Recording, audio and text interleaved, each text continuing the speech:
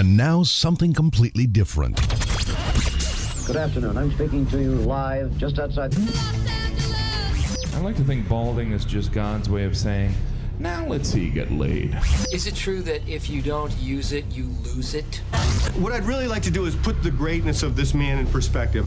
The hair loss community has a lot to be thankful for, having you as a spokesperson. You mean you just call this guy up? About life and about reality.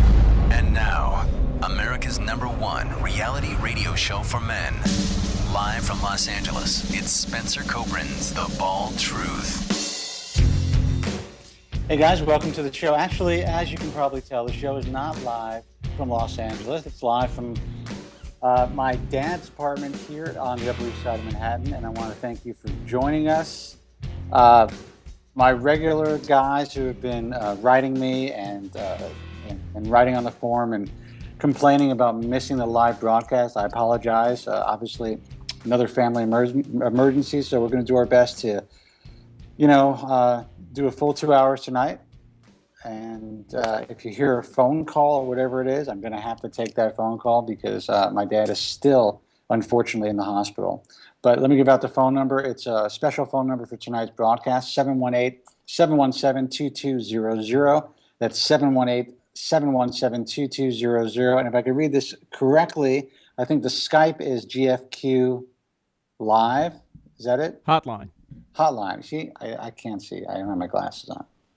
Actually, I need glasses. I don't really wear glasses. I have glasses for distance. Apparently, I need glasses for reading now, Andrew. It's getting that bad. It's starting.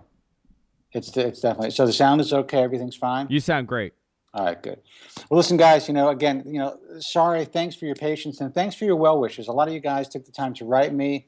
Of course, my good friend, great fan, and friend of the show, Joe from Staten Island, called and wrote several times, and all of you other guys out there that took the time to write to see where my dad is at. I definitely appreciate it.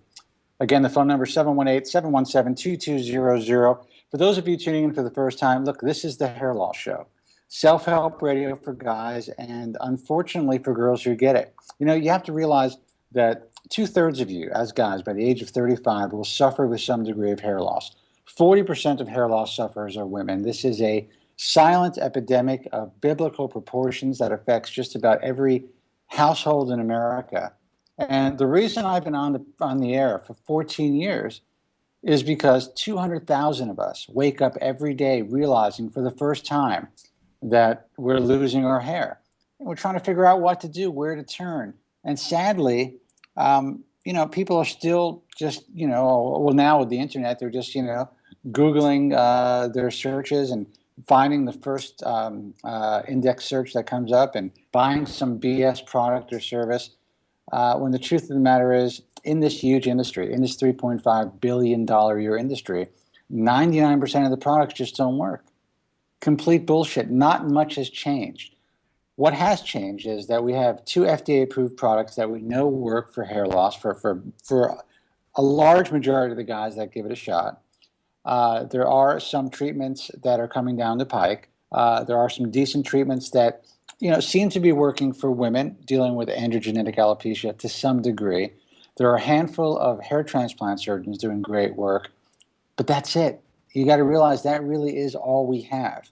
So if you see a lotion or a potion or a product being sold on the internet or in the back of a magazine or through an infomercial, please realize that unless it's carrying the American Hair Loss Association seal or unless it's FDA approved, the likelihood of it being a genuine product that will help you is practically zero. In my estimation, it is zero. But, you never know. There may be something out there that I'm unaware of or a company that hasn't sought the approval or the recommendation of the American Hair Loss Association, which is pretty unlikely. Again, for those of you who are just tuning in for the first time, I happen to be the founder of the American Hair Loss Association, also the author of The Bald Truth and the Truth About Women's Hair Loss. And I'm a guy that has been dealing with hair loss himself for the last, almost 24 years, 23 years, something like that. And if you're looking at me for the first time, seeing me on on Stickam or on Ustream or on Justin TV or through iTunes or wherever on YouTube, you're saying, okay, this guy's got hair in his head. Well, the truth is, I have been lucky enough to save a good amount of my hair using FDA-approved medication. My drug of choice is finasteride or Propecia, which has really, in my view, changed my life. A lot of you guys have heard some, recent rumblings and some news pieces about some of the scarier adverse side effects associated with finasteride. Well, listen, I'm here to tell you that I've been on the drug for, I think 16, 17 years. So far, knock on wood, things have been great. I've had no adverse side effects. And most of the people that I know in my personal life and that have contacted me through my broadcast or through the American Hair Loss Association or through the Ball of Truth, they haven't suffered any long-term adverse side effects either. So I just wanted to put that out there, that I know there's a lot of stuff going on now about a lot of concerns about what's been reported pretty recently about finasteride.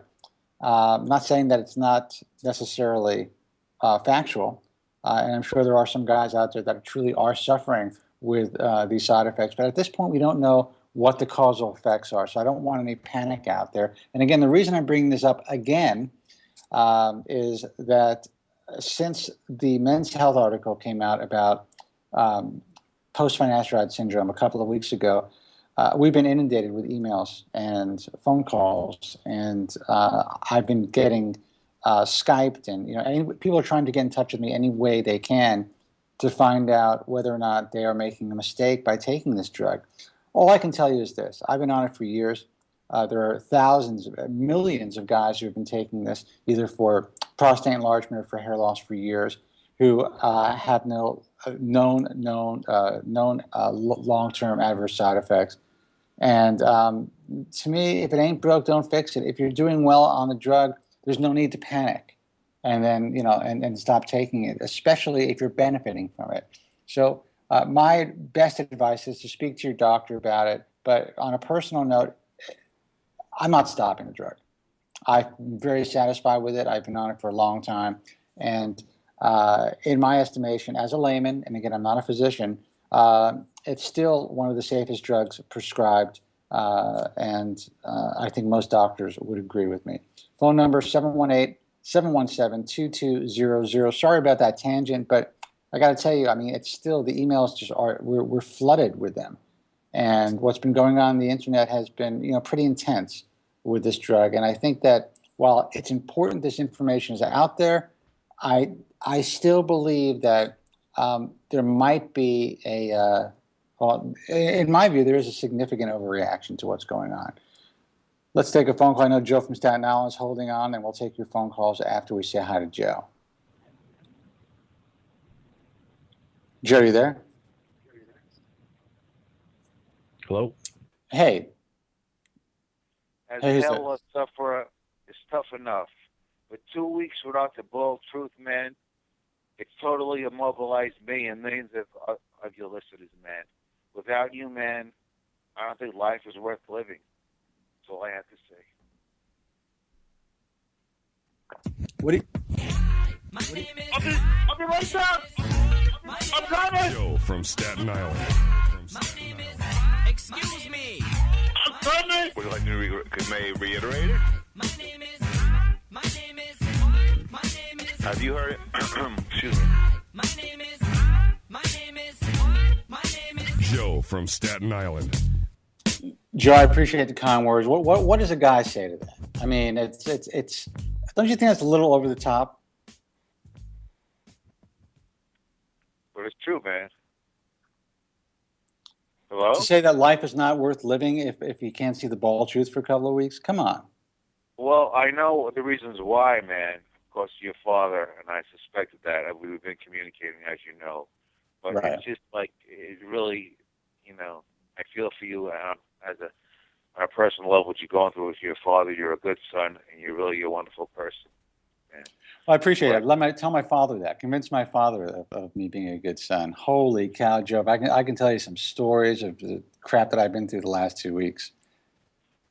It would Well, curl man, your feel toes. free to call me anytime. I'll be happy to console you. I'll meet you in a bar for several hours, and we'll talk about it. I appreciate that. I'm actually trying to avoid that. I decided that, I'm in the mindset in my life now that I only like to drink when I'm happy. I don't like to drown my sorrows because that's never a good situation. So I try to remain away from any type of alcohol or any type of party environment when I'm dealing with a situation like this. Yeah, well, as you know, I suspect something's up with your father. I feel for you. On a personal level, not many people will be traveling from California to New York for their father. You're a rare person, man. You do it for hair loss sufferers. You do it for your father, man. Well, look, what am I going to do, man? It's my obligation. That's my duty as a son. I mean, no matter what my relationship is with my dad, you got to do what you got to do. You got to do the right thing. I have to contradict you, man, respectfully. 95% of sons will not do what you do with your father, man. You're a unique person in the hair loss community and as a human being. Well, I appreciate that. You're a bench. You are the best, man. That's all I can say. And I feel like crying right now, man. Well, look, I appreciate that, but all I can say is, life is, I live life in and I always say I live life one day at a time. But what I try to do is I try to, get a little happiness out of life, enjoy my work, and while I'm getting some happiness, enjoying what I do, try to help some people along the way. But the bottom line is, it's, we're all just trying to satisfy ourselves in a sense, all trying to make ourselves happy. And it makes, it fulfills me to some degree, even though it's kind of miserable having to deal with this, to be able to be in a position where I can take time off to spend with my father and to help him in his time of need, whether it's appreciated or not. But man, I'm worried that the physical toll is taken on you, your wife, and everyone. Oh, don't worry about my wife, man. She's taking classes. She started, she's working out more. She may have a boyfriend at this point. I think she's doing fine. Well, actually, I watched you actually on the computer tonight. I have to tell you, man, you have beautiful teeth. Jesus, thank you. I appreciate that. And I don't know what the hell you're drinking, man. You have a nice white shirt on. I'm actually watching it tonight, and you don't know what the hell you're drinking. It must be something pretty powerful. No, this is just water. That's all it is. I'm not drinking anything powerful. Well, so what's happening? Tell me what's happening in the world of hair loss. Bring us up to date for the guys who are missing Joe's report. Well, I mean, a lot of time I've been, as you know, there's a lot of breaking news out there, man. I'm sure you haven't had the time to dissect it. You've been in the hospital room 12 hours a day, but, Well, the good news is I have an iPhone, so I have and I have a laptop, so I can spend time reading and seeing what's going on. But, that's your job. So tell us what's up. Well, first of all, on a personal level, I would have emailed you more and called you more, but I don't want to, I know what you're going through right now. I don't want to be a pain in the ass. You know what I mean? I appreciate it, man. But I got back to you, and like I said, I think I appreciate that. No, but I'm saying I really do appreciate the fact that you took the time. But let's get to the guys that are tuning in for hair loss news. Okay. Well, the first news is on Aderan. As you know, Aderan has opened 4 new trial centers and have added approximately 50 more people into their protocol testing. And Verb Lieberman of Aderan about 3 weeks ago has stated he believes one of their J-GAMI protocols will definitely cure hair loss, according to him. Is what he stated. Right. We know that the company is going to say that, and I definitely think that they're on their way. They're moving forward. They're a huge player in the race to basically cure or effectively treat hair loss. But what do you expect someone from the company to say? They have stockholders to cater to, and what do you think? What do you think is going to come out of the company's mouth? Right, but I don't think someone would dump $150 million into something where they don't have any inside information on you. Oh no! Listen, absolutely. I totally have faith in what Aderan is doing. Don't get me wrong. I totally am excited about the prospect of this coming to fruition sooner rather than later. We talk about this all the time. We know it's moving forward. We know what's happening. We know that they're, funneling a lot of money into this. So, yes, it's exciting. It absolutely is. And it is great news for guys who are now in 19, 20, 21, starting to lose their hair and, thinking that they're going to have to live the rest of their lives as hair loss sufferers. I don't think that's going to be the case. I don't think they're going to have to go through what, guys from our generation had to go through, Joe. Definitely so. I keep telling my son, Vincent, by the time you're ready, you won't have to worry about it. It'll be cured. I told him that today, as a matter of fact. The fact that your son Vincent is like, what, 6? How old is he, 8, 12? He's 10. He's 10 years old. The fact that he's thinking about it, Joe, every time you mention that, it's so disturbing to me that he's even worried about it. Well, he knows he has no escape because he has multiple genes in him. But he knows this because of you. He wouldn't. A 10-year-old wouldn't know this unless he somehow was, presented with this information. That's a very good point. It's a very good point. So I love you, Joe, but I have to use a word that you would use. I'd have to chastise you. Excuse me for this one because there's no reason why a 10-year-old should be concerned about his hair. Well, when I was 11 years old, I was wearing a hairnet, so I'm not far off. Oh, Jesus. Now, my second piece of news for our listeners is more exciting than RepliCel. RepliCel is all over the place, man. Berkshire Holdings, a major corporation, just bought 1 million shares of RepliCel. Yeah. RepliCel is trading all over the stock exchanges. The stock was originally $1.85 per share, went to $3.25. Now it's $2.25. I mean, this product works. This will be a $400 or $500 stock. Well, you have to understand, there's been a tremendous amount of a tremendous buzz created by the company, which is brilliant. They got involved with us. I'm so happy to be able to present this information, be one of the first in the media to present this information to the general public about this company, and that kind of caught on. And they're doing it. To me, they're doing it the right way. They're getting the information out to the public through the internet as well, and helping to create the buzz. And they're creating that excitement so that people are interested in the stock, and that they need to continue to raise money and continue to go in this direction if they want to bring this to fruition. I think they're doing it the right way, and I'm excited about it. Otherwise, I wouldn't have had them on the program twice. Well, if you go to RepliCel.com, you watch the video, you'll be high just watching that video alone. Their presentation is excellent, man. Well, look, there's real scientists behind, involved with the company. Kevin McGowie is a very well-respected scientist in the field. We have, what's his name, Hoffman, Shapiro, all real guys who have been involved in the hair world, in the scientific end of the hair world for many, many years. This isn't some fly-by-night company. So there's no doubt in my mind that, they're on their way. They're on the right track.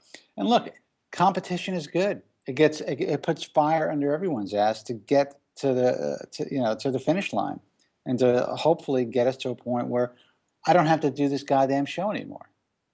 Well, I think you were doing it a couple more years at least.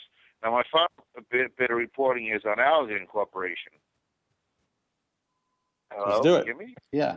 Yeah. I hear As you. you know, the price of the stock has doubled in 1 year. Coincidence? I really don't think so. They'll be presented so within the funny. next three. I'm sorry. Go ahead. No, you just cracked me up. Go ahead. Oh, I'm sorry. Go ahead. No. Go ahead. The price of the stock has doubled from 40 to 87 in the last year. I doubt it's coincidence. The inside buzz on allergen, Latisse, is a pretty effective drug. I'm not saying it grows a tremendous amount of hair, but it's pretty effective. With the next 6 months, we're going to hear a lot of news on that. Yeah, but you also have to think about the tremendous sales of Latisse for eyelashes, and just the fact that it's in basically every dermatologist's office now. I mean, I have a dermatologist locally, where I live, and huge advertisements for Latisse. So even general practitioners now are offering this in their practice to their patients. So it's not just the fact that, yeah, they're studying it and that they're going to come out with a hair loss product, for, a scalp product. It's also a product that's been selling really well, and the stock is just continuing to grow. It's just the company is getting stronger and stronger. Well, Leticia generated $70 million in sales last year. Right. New drug that effectively is more effective than minoxidil and Propecia, what that will generate?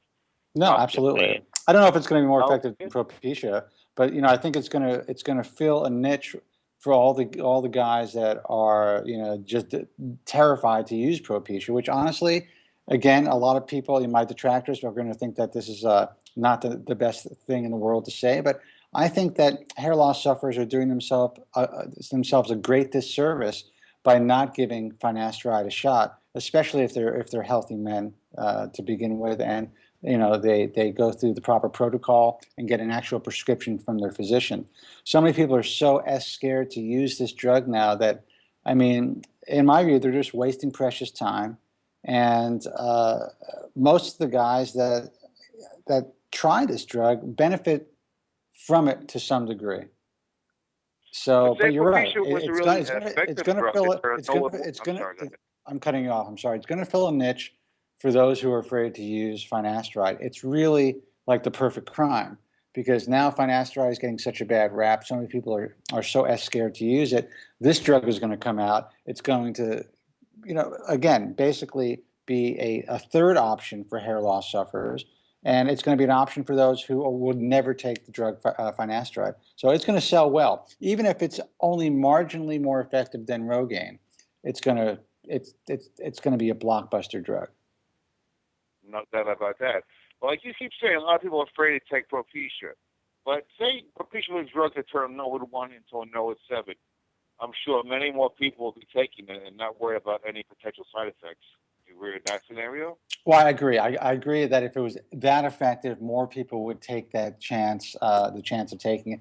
But you have to understand that when the drug first came out, before a lot of this stuff has been circulating on the internet, for many, many years, guys have been taking it with, relatively, very, very small percentage of guys complaining of any type of adverse side effects.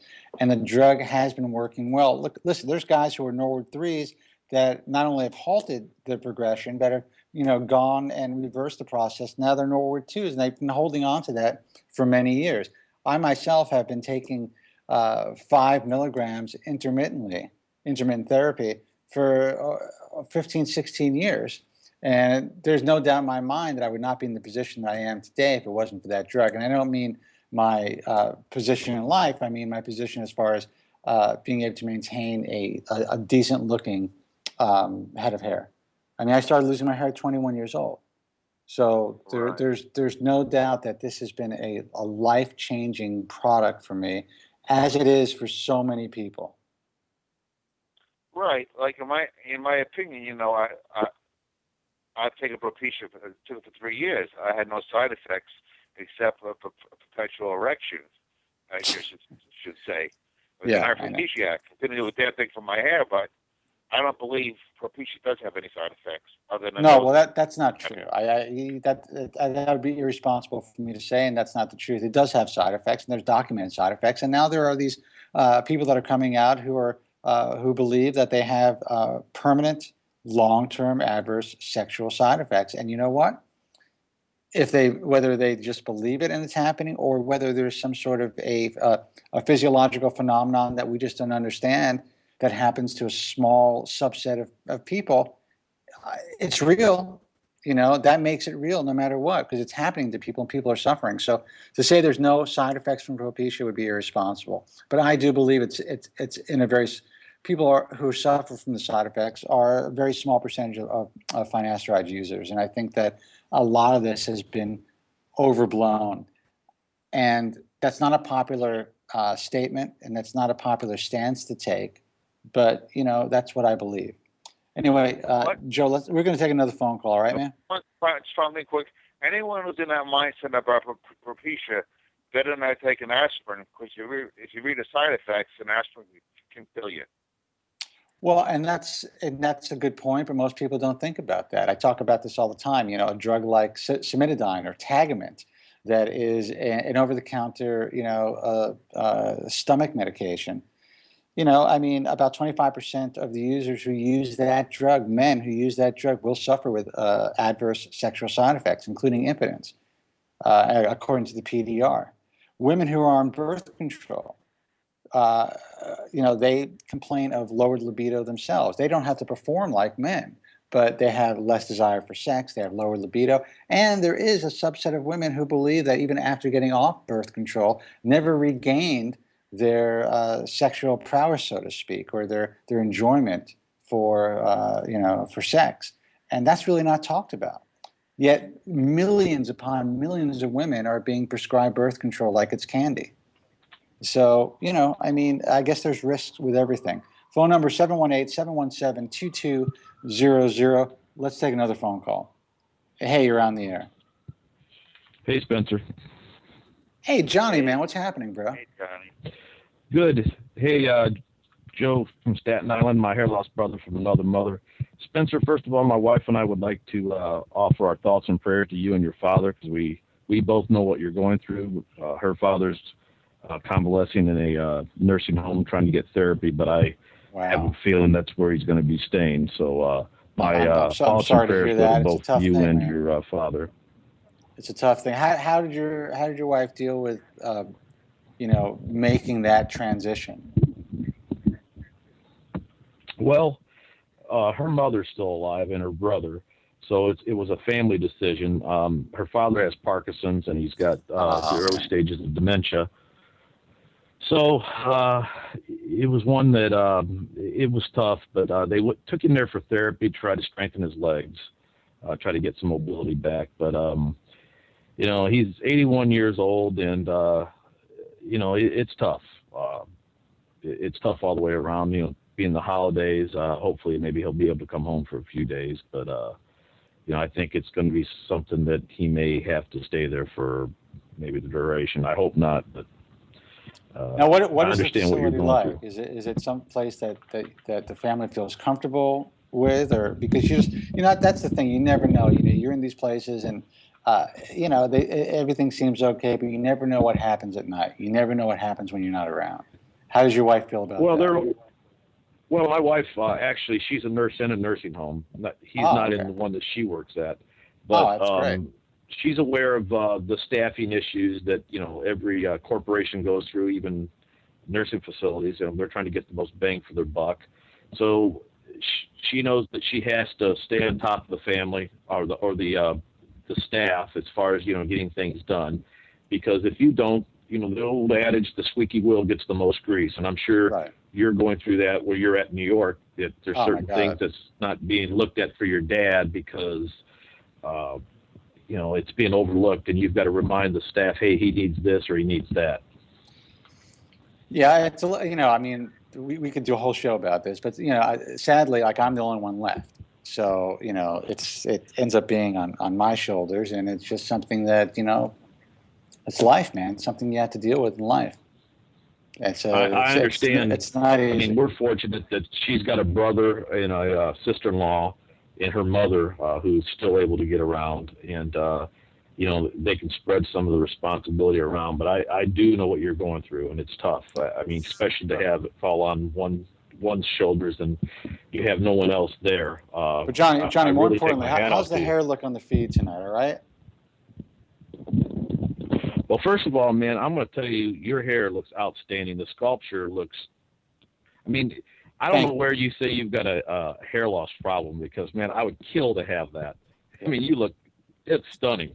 Dude, the paint job it's unbelievable. And actually, you can't really see the gray with this. On camera, for some reason, the gray doesn't really show up. But do you remember Earl Scheib? Yes. I'll paint any car, any color. That's right. 99, 95. Leave the windows down, and I'll do the interior for free. Earl Scheib would be proud of it. That's right. I got an Earl Scheib going on. It looks good, though, man. I appreciate that, man. I wanted to get off the heavy stuff and kind of, just. I know. Hey, we got to, because life does. It comes down on you, and you sometimes have to, set it aside a little bit, and you got to look at the whole picture. But my heart's with you, though. And No, Andrew's been doing a kick-ass job the last couple of weeks trying to keep things moving. I want you to know that. Him and Suncast have been doing just fabulous. Man, these guys are incredible, man. Yes, they are. Well, I'm not going to monopolize the telephone, Spencer, because I know there's a lot of folks that want to talk to you. I'll go back into the rooms and chat, but I just want to let you know we're all with you, and I appreciate you being on. I know what you're going through, okay? Johnny, man, listen, thank you so much. Good luck, and I guess if I don't speak to you, and I don't know if I'm going to be on the air on Friday or not, but have a happy holiday, man. Yeah, happy Hanukkah and Merry Christmas, and hopefully maybe we'll see you next Sunday, man. Okay? I'll definitely be on the air next Sunday. I'll make it happen. Well, next night is Christmas, right? Is next Sunday Christmas? Day. We're supposed to be working on Christmas Day. How am I doing? Wait a second. Is next Sunday Christmas? Yeah. Yes, it is. Yeah, I'll see. If I am in California, I'll try to be on the air Christmas Day. Well, if you're not, man, we'll see you. We'll see you next year. All right, man. Okay. All right. Thanks for the call. All right. 718-717-2200 is the special, I was going to say toll-free number, but I guess everything is toll-free today. No one pays for long distance anymore. So give us a call, 718-717-2200. Andrew, let's take a break. I'll give out the number one more time, 718-717-2200. I'm Spencer Kobren. This is a special edition of The Ball of Truth, live from my dad's apartment in New York City. We'll be right back after these messages. Stay with us. He's an international best-selling author, a contributing editor for Consumer Digest magazine, and the host of the longest-running reality radio show for men. I'd say he's the man. And the truth shall set you free! It's Spencer Kobren's The Bald Truth.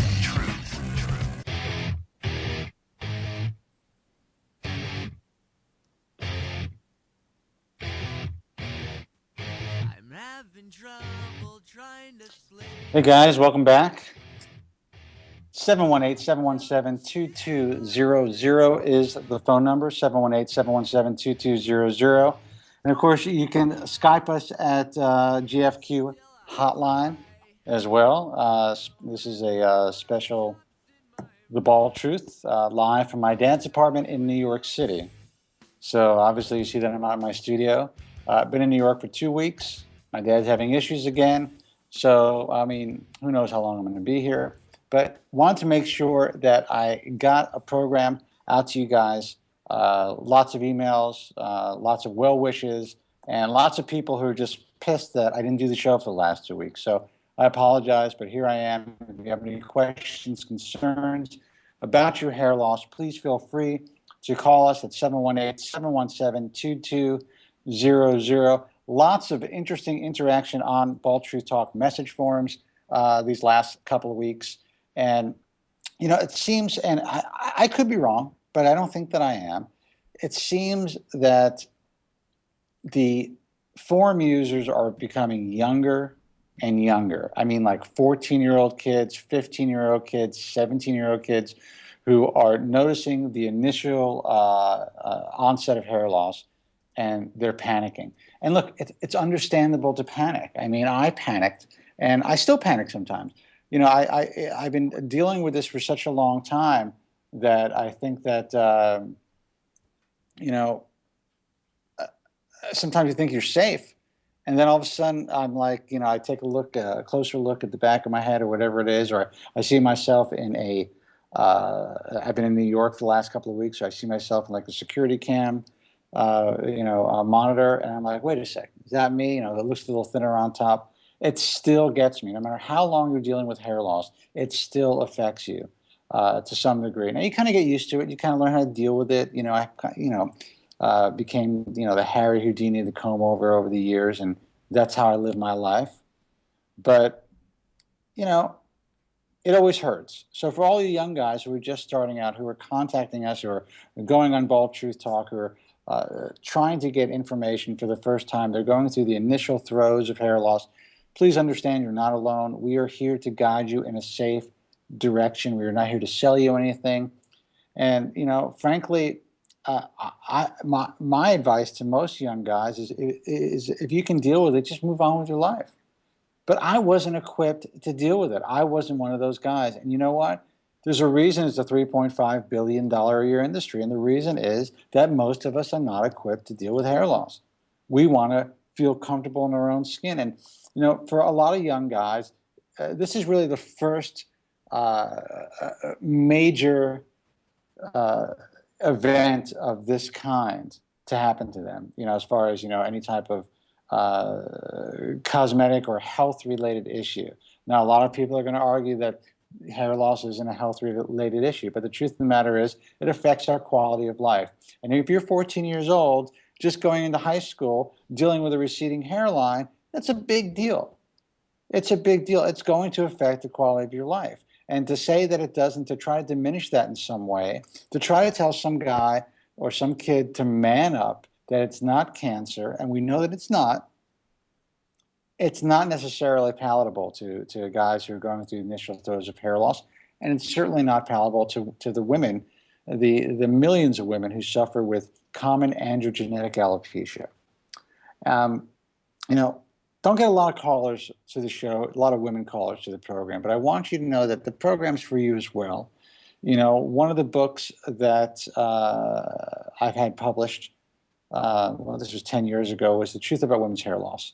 And the reason I wrote that book initially was, there was a lot of requests from women after I wrote my first book, but also I knew some people in my personal life some women who were dealing with hair loss, and I thought it was a really neglected epidemic that to this day, it's still difficult for people to really discuss, and a lot of women just won't share, their concerns with it. And, we see women with falls and wigs and hair extensions and stuff like that. And most of us automatically think that it's really just that they're wearing hair for fashion. But the truth of the matter is more of these women who are wearing hair are wearing it out of necessity than you could ever realize. 40% of hair loss sufferers are women. That's, almost half. So that 25-year-old you see with hair extensions isn't necessarily wearing those extensions just to enhance the hair that they have. They may be wearing hair to try to cover up the hair that they're losing and try to maintain some semblance of normality. And that's a very common concern. That's why I always recommend women to check out the Women's Hair Loss Project at womenshairlossproject.com. Tremendous community. Women go on and they share their strength and their hope and their courage and their guidance and information with each other. What I like about that community more than Bald Tree Talk, for instance, is that women don't seem to get on each other's cases like guys do. There's not this crazy flow of testosterone where everyone is pissed off because of their hair loss. They're unhappy, they're sad, but they're willing to help each other, to share, and to really, create this sense of community where a lot of the guys just don't do that. And I to this day, I can't figure it out. But anyway, if you're a woman dealing with hair loss, check out womenshairlossproject.com. It's an incredible site. Join the community, learn from each other, share your triumphs and your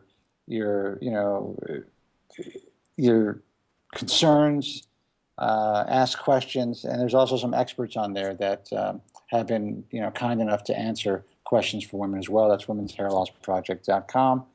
Phone number 718-717-2200. Now, Andrew, I got a Skype. Were things not running smoothly before? Everything is fine now. Okay. What was it? We had a little hiccup.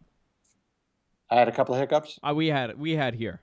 Okay. Everything is cool now? Yeah. Joe still on the line? Joe is, and you have a caller on line 2. Okay. Let's take line 2, and then we'll go back to Joe. Hey, caller, you're on the air. Hello. Hello. By the way, what do you care?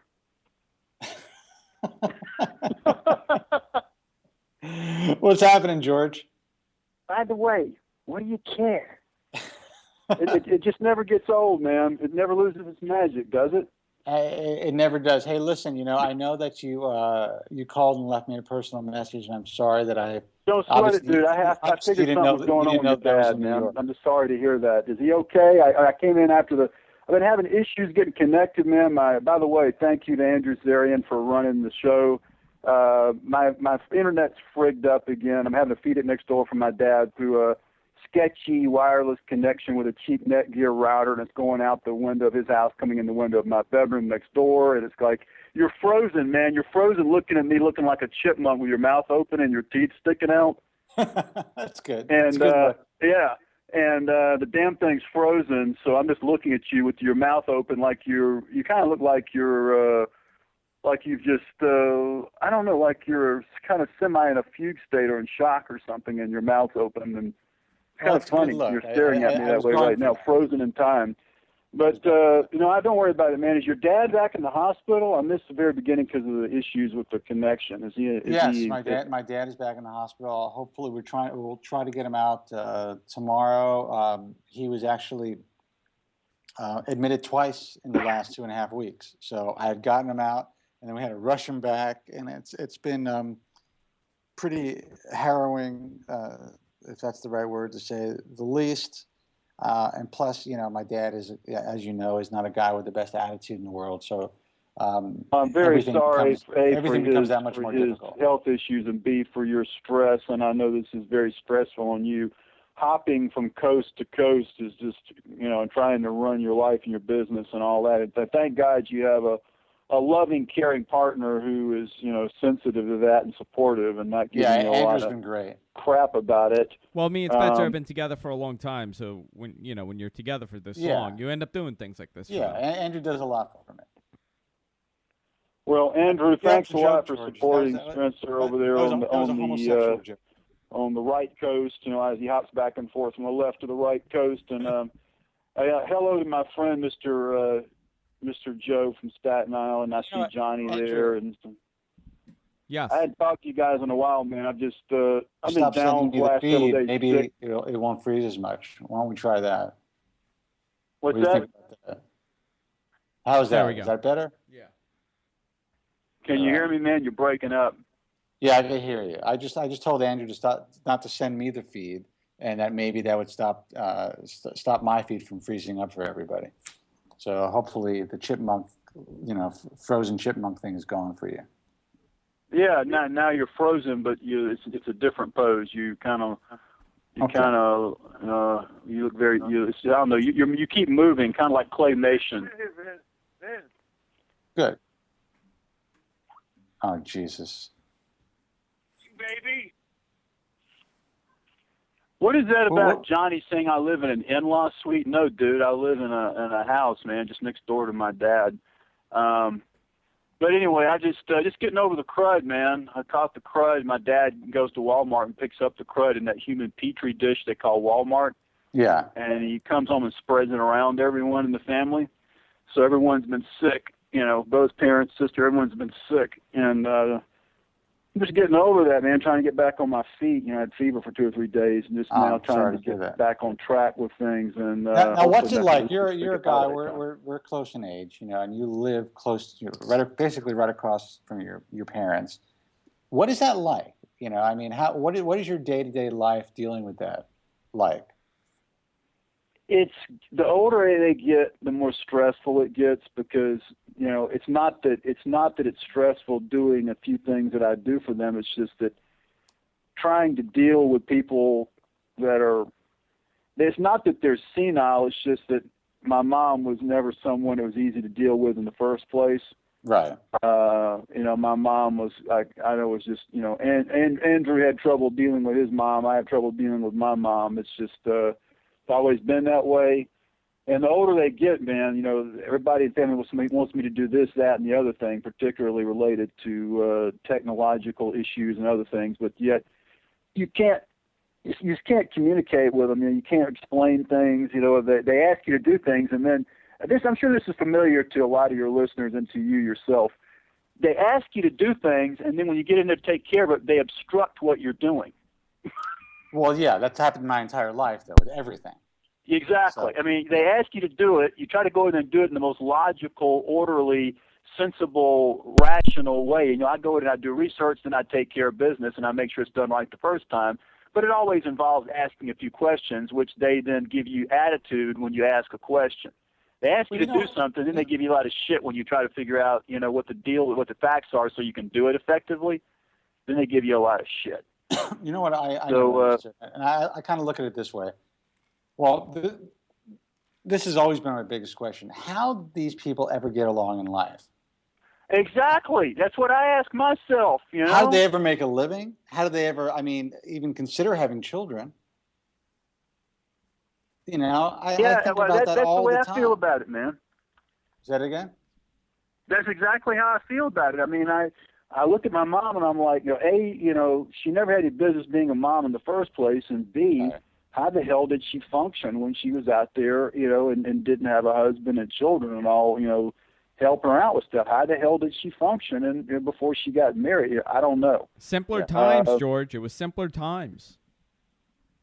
Yeah, I guess you're right about that, Andrew, but it just never ceases to amaze me, some of the dumbass things that, when I try to get in discussions with her, try to explain things, and she just gets hostile and defensive about everything you try to ask her.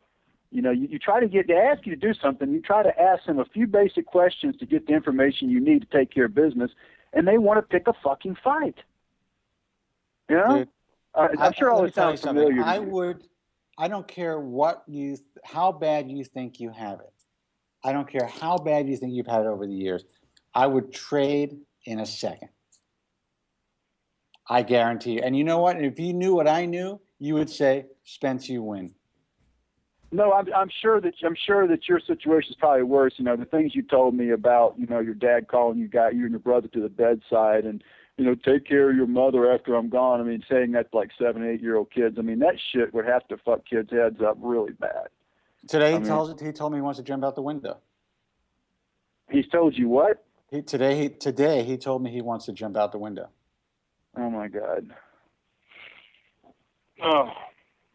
I gotta laugh. Wow. And that's why I drink. So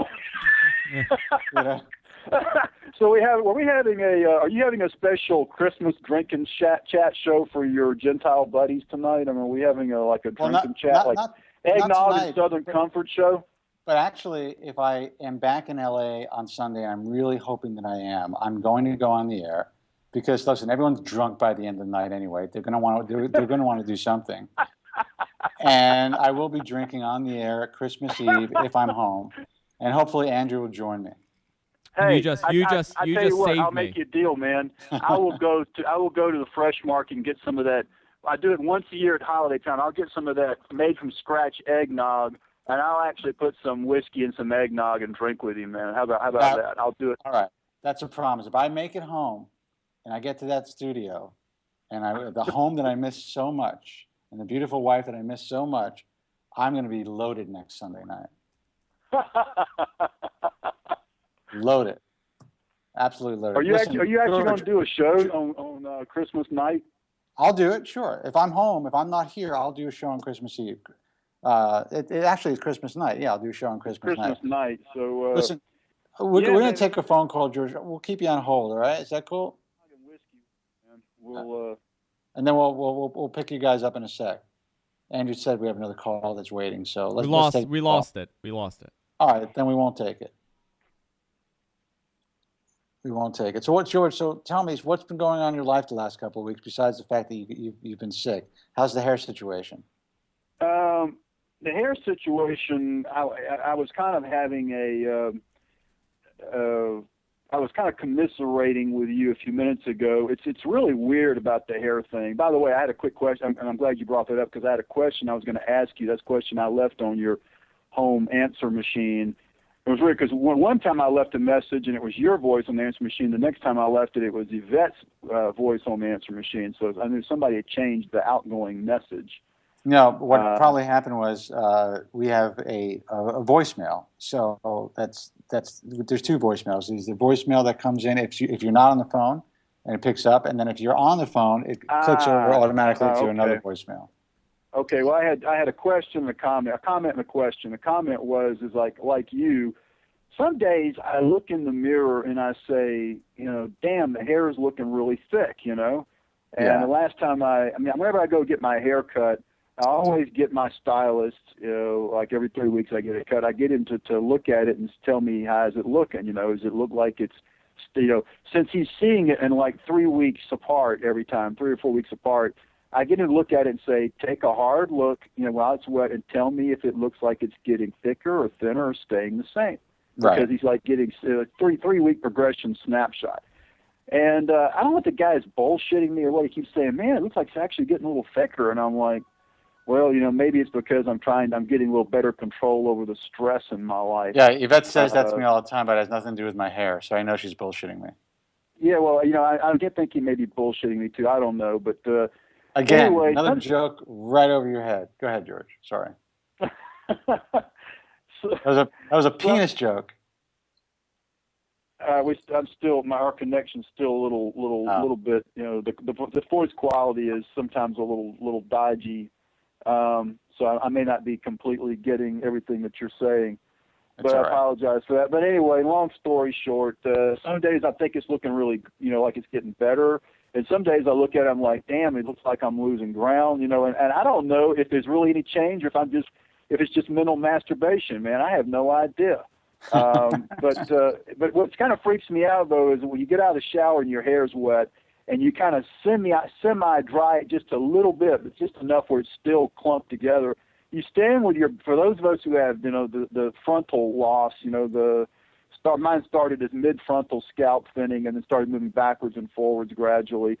And now I've got thinning all the way up to up to the front hairline. And I've got now, for the first time, just the slightest bit of recession at the corners of the hairline. The temple points are still real strong, but it's starting to thin a little bit more at the edges, than it is in the middle.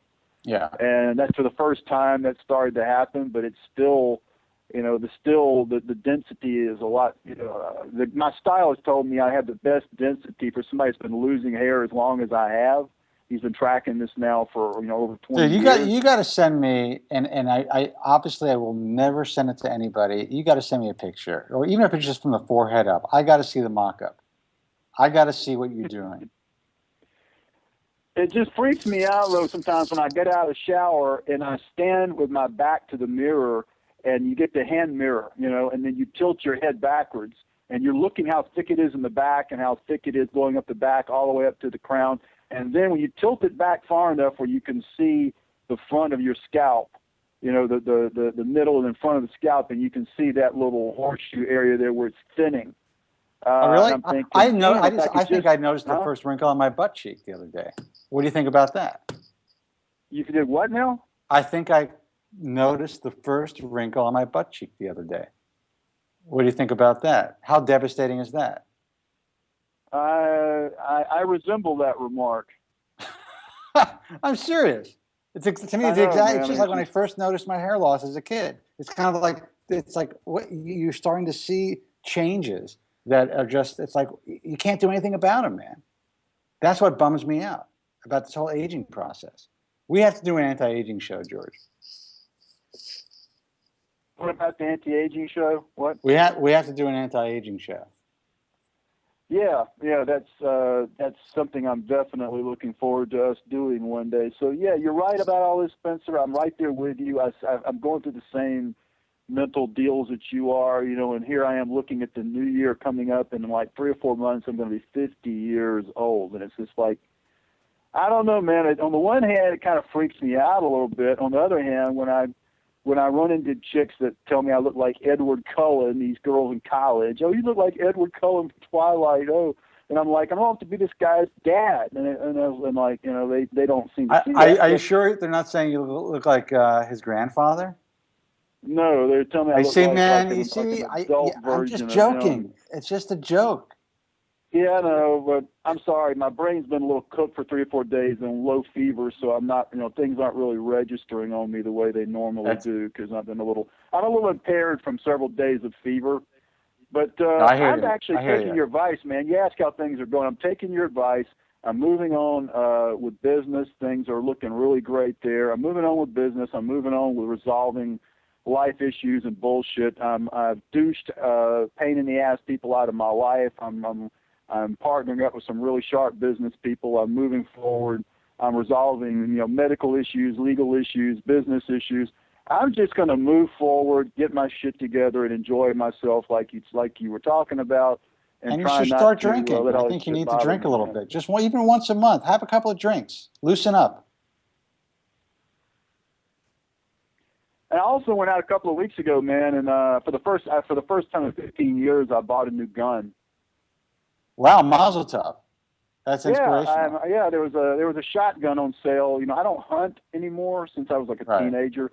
But I go out in the woods fishing, and there's like dangerous creatures in the woods, and there could be rabid coyotes or bobcats or wild hogs. So I always have heavy firepower, so when I'm fishing, if something decides to come out of the woods and eat me, that I can defend myself. So I hear you. I'm always packing.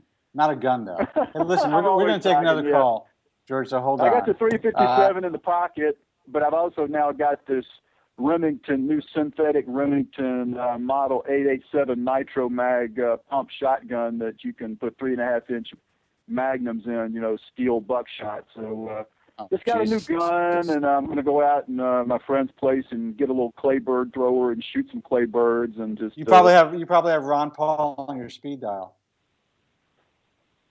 Actually, I got Ron Paul on my bumper, and I just gave a donation to Ron Paul. This weekend, he had a big fund drive trying to raise $4 million, and they got right up at it. I'm not going to get into politics, and I definitely am, I think you kind of understand my politics and my political view. I definitely think Uncle Ron's getting a little wacky, though. I mean, it's some of what's coming out of his mouth lately is a little scary. What do you think? It kind of makes me slightly uncomfortable. But listen, let's hold that thought. There's somebody waiting on the line for a long time. We'll get back to you in a second, George. All right? Let's take a phone call. Okay. Hey, who's this? You're on the air. Hey, Spencer. It's Philly Tony. Hey, man. What's happening? Not much. I'm hanging in there, man. So what's going on? What did you finally decide to do? I definitely decided I wanted to get a little feedback myself. I don't know if that's for me or you. You're breaking up a little bit. Say that again. I said I'm getting a little myself. You're getting some feedback yourself. I don't know. Maybe Andrew can fix it, or maybe it's your cell. Or Andrew, do you have any idea what's going on over there? I think it's fine now. Okay. Go ahead, Tony. So I definitely decided to do a surgery with Hassan and Wong, and I'm going to schedule after the holidays, and probably in April or March, probably. Well, listen. Good luck with that, man. You definitely picked a couple of winners. Who did you decide to go with? Victor Hassan or Jerry Wong? Jerry Wong. Okay. What made you choose Dr. Wong? I'm just curious. I was watching like interviews with the doctors themselves. I saw some videos of some of the results. I just something about the guy's personality, and you just kind of get like a little from whatever you can get through a video. That was where my comfort level went. I don't think I could have went wrong either way, to be honest with you. I agree. I think they're both great at what they do. There's a reason why they've partnered, and there's a reason why the work that comes out of their shop, so to speak, is so consistent because they're both great at what they do. So as I was making my decision, I started to think I had never heard you mention, and I have never asked you, is what I'm assuming that you've thought about in the past, or maybe even recently, that of getting like a hair transplant surgery, and I would wonder what comes into your decision process of I guess to this point not getting it. In my view, I still have too much hair to lose. I'm not willing to lose the ability to create this sculpture, and there's always a possibility of shock loss. And I don't know how much of an aesthetic benefit I would actually get from a hair transplant, especially since the majority of my loss is really in the mid-anterior scalp and in the crown. So, I do have hair loss in the front. Obviously, you can see I kind of comb it over a little bit, and I have a recessed hairline to some degree. But, how much of an aesthetic benefit would I get compared to the possible risk. For me, it's not worth the risk. And, who would I choose? That would be professional suicide right there. All of a sudden, whoever I decide to choose, they'll have my face everywhere, on all their advertising. It's a little joke, by the way, but I guess they would actually. I'm sure. Why wouldn't they? But yeah, I believe me, I've thought about it for years, and I could have anybody that I want to have perform the surgery. I could, if I chose to have Victor Hassan and Ron Shapiro, come into the same room with, a combined group of technicians, I can do that. Or I'm sure that they would accommodate me, or both Victor and Jerry, or whomever. I just, at this stage in my life, I'm okay with the paint job. That's it. Yeah, and that's good. I just felt like whatever, if there was anything coming out of your decision process that I haven't thought about, I would have been interested in hearing that. But I definitely appreciate that honest answer, man. I didn't really think about the fact that just you even choosing the doctor could be a professional, a leap of faith. So, but right, that's that would really be my I obviously that is partially true, but my real reason is it's not worth the risk to me. I've been lucky enough to save enough where I can make it look pretty good. I feel pretty comfortable with it. So, as long as I can maintain this, I'm going to stay this way. When the time comes, though, man, I'll go under the knife. I have no problem with it. Yeah, and I got to be honest with you. If I come out of my hair transplant with hair, my hair looking as good as yours does right now, then I'll be happy. I kind of was just asking for your opinion, not that I felt like you really needed it, but. Oh no, I didn't take that as an insult by any means. I appreciate that though. That's cool. Yeah. Yeah. But thanks a lot for answering my question, man. I appreciate it. All right, and listen, keep us informed. And if you ever want to discuss it more, and if nothing's written in stone. You could always, choose not to have it at some point. It's always going to be there for you. But I think you made a good choice. I know what you were looking for, at least from the calls that I remember. You really wanted high density. You wanted to get the most bang for your buck, so to speak. As many grafts in one pass as possible. These are the masters of that. So I definitely think you made a good choice. I think so too, dude. All right, man. Well, good luck. Thanks for the call, and happy holidays. Hey, you too, bud. Bye. All right, take it easy. Let me get back to... See, now I can't see the phone number. Give out the phone number, dude. 718-717-2200. That's 718-717-2200. We have George and Joe on the line.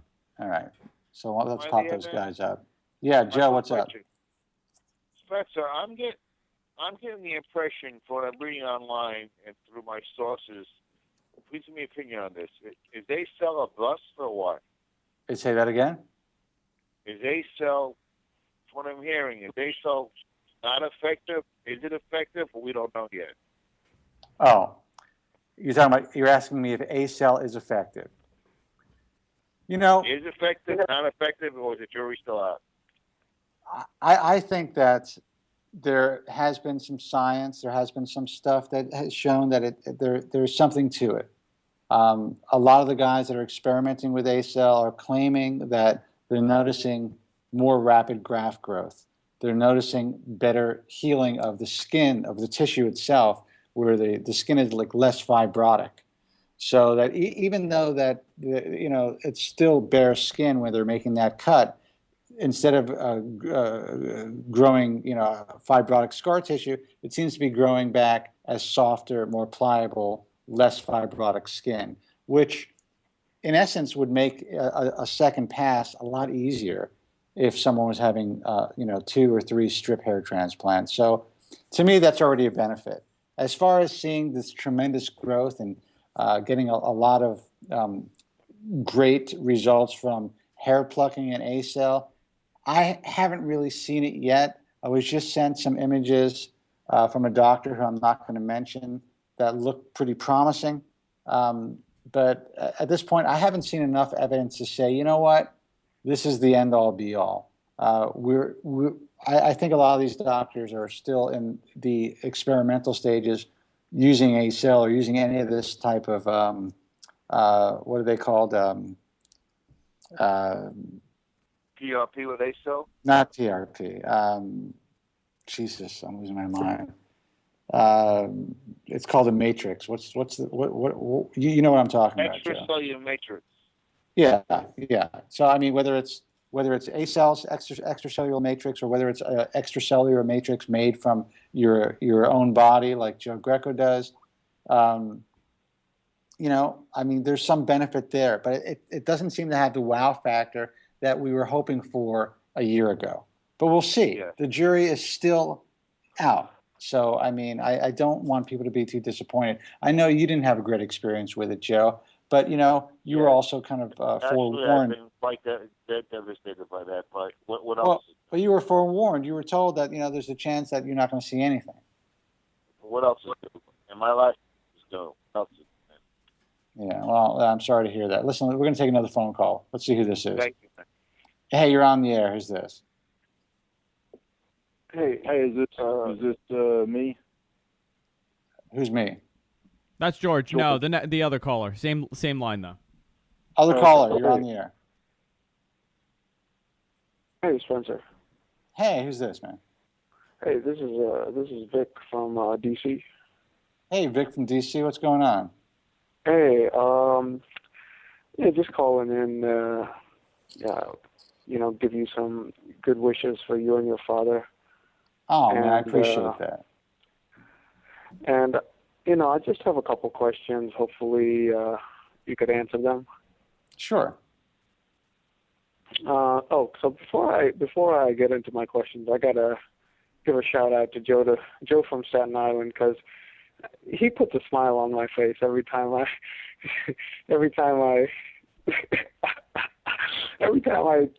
hear this show. Joe from Staten Island puts a smile on my face for some reason. I don't know. Maybe it's his extreme negativity. It puts a smile on my face. Well, that's why we keep him around, dude.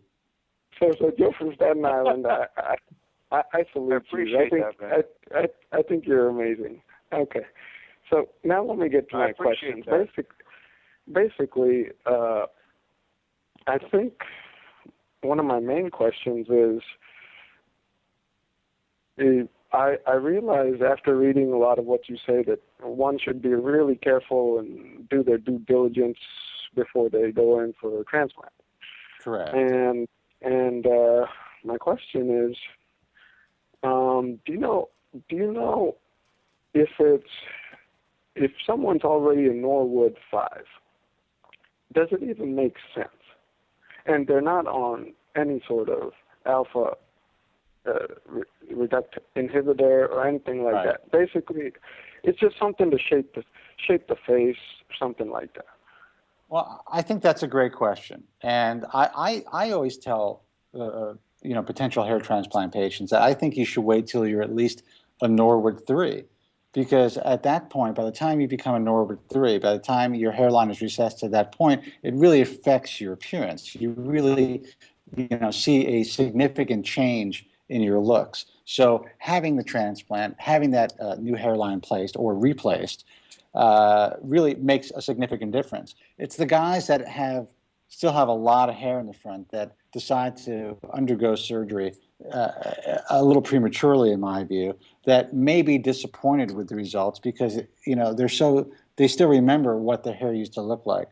And they may not have the density, or it may not be as dense as they'd like it to be, or that they thought it should be.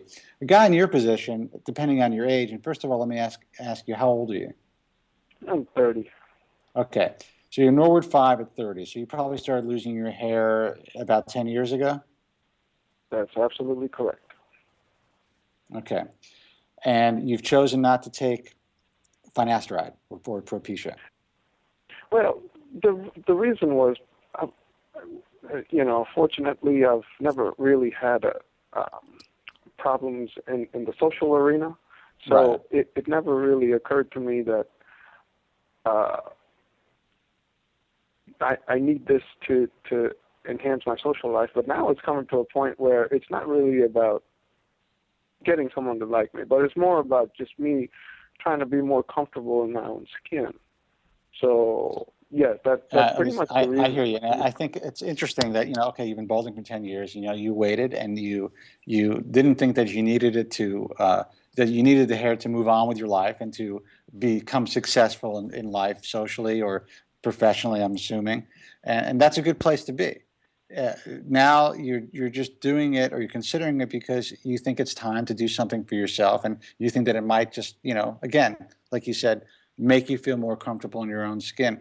I think that's a good position. That's a good psychological position to start from when you're considering having this type of cosmetic surgery. The only issue is that you're 30, and the likelihood of you progressing to at least a Norwood 6 is pretty high.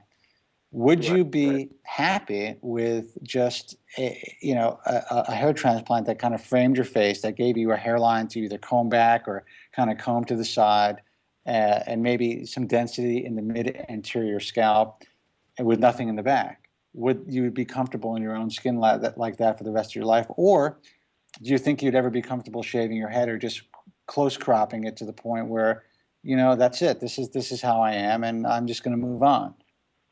I think that's exactly how my thought processes are headed towards, and exactly what you said. And I think that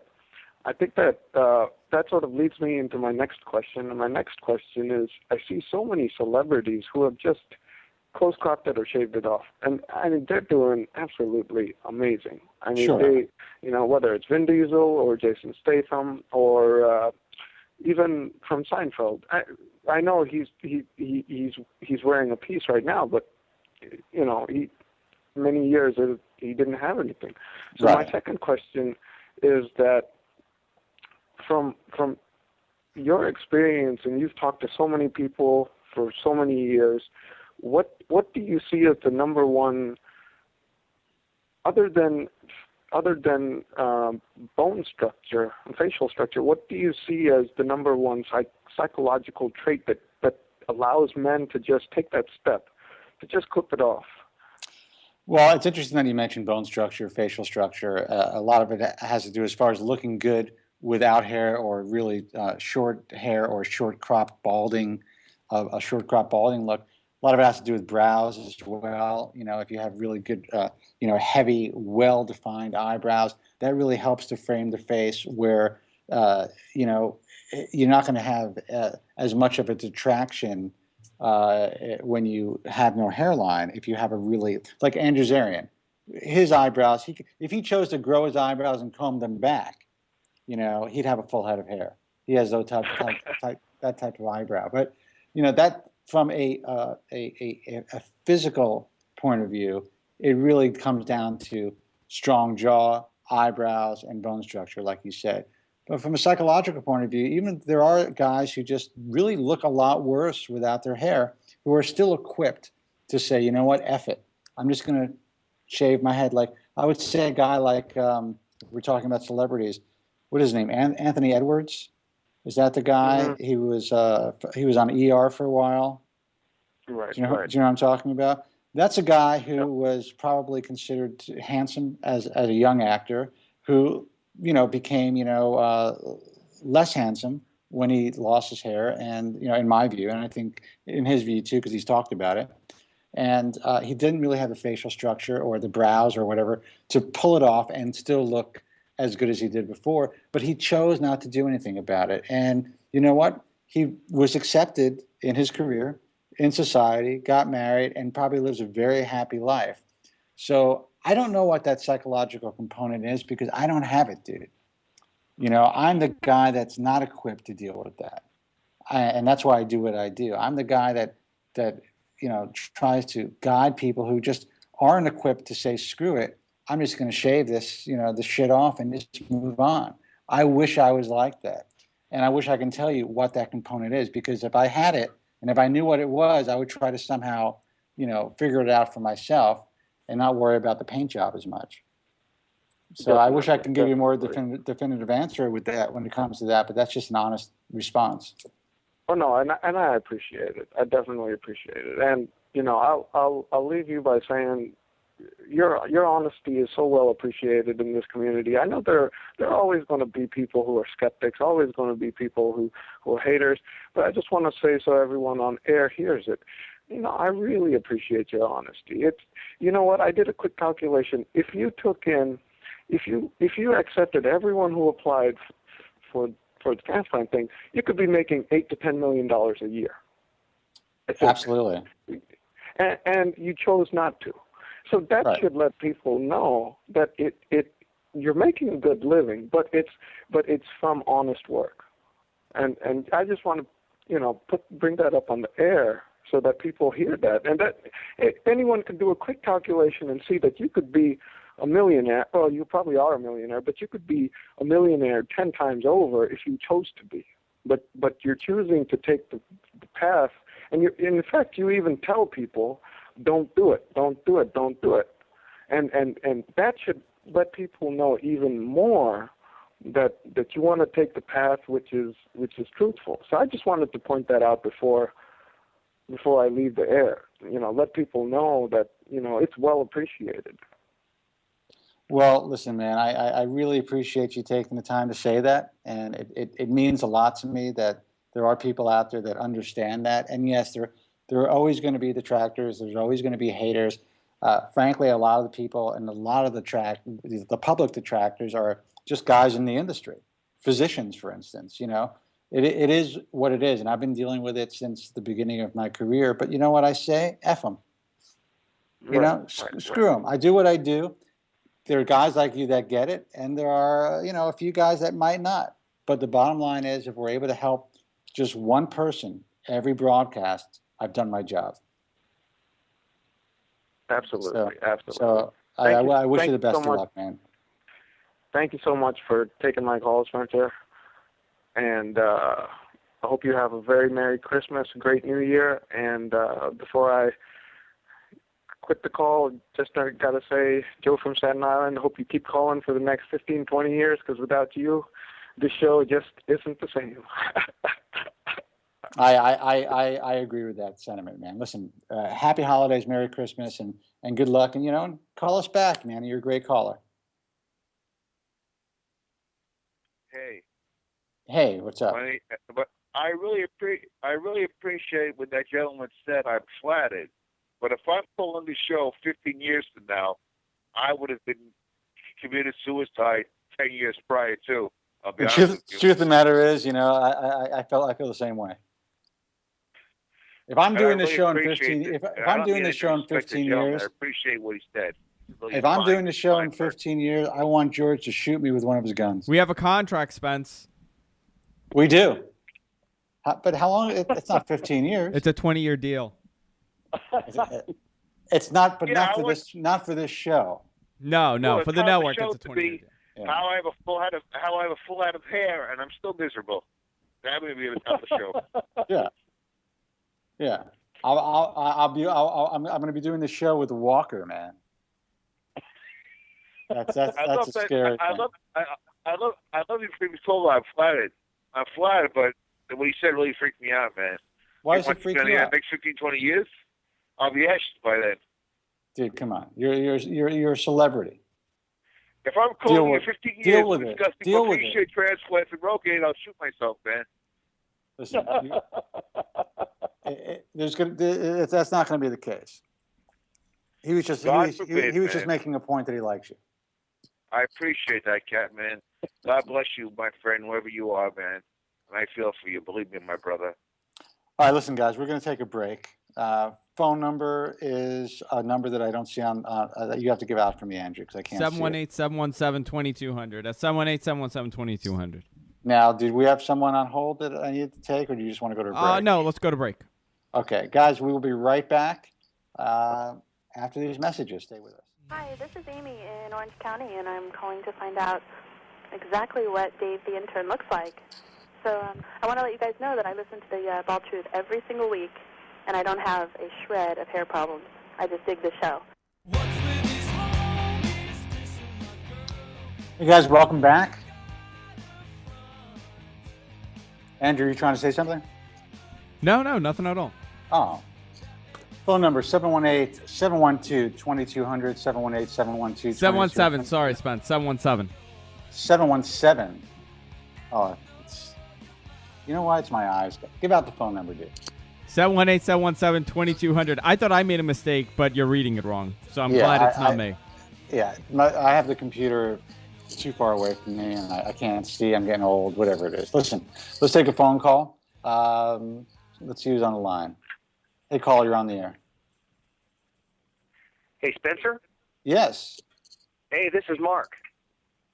Mark. Hey, how you doing, bud? Which hey, Mark? Thanks for your show and you guys being online. Oh, you got it, man. Mark, where are you calling from? Well, I'm calling from Sacramento. Hi, great. Welcome.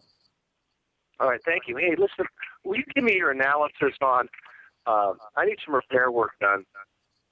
And I'm contemplating Dr. Cole, Dr. Umar, and, I'd wonder about Dr. Go, and if they really do have the ability to regenerate follicles with ACell.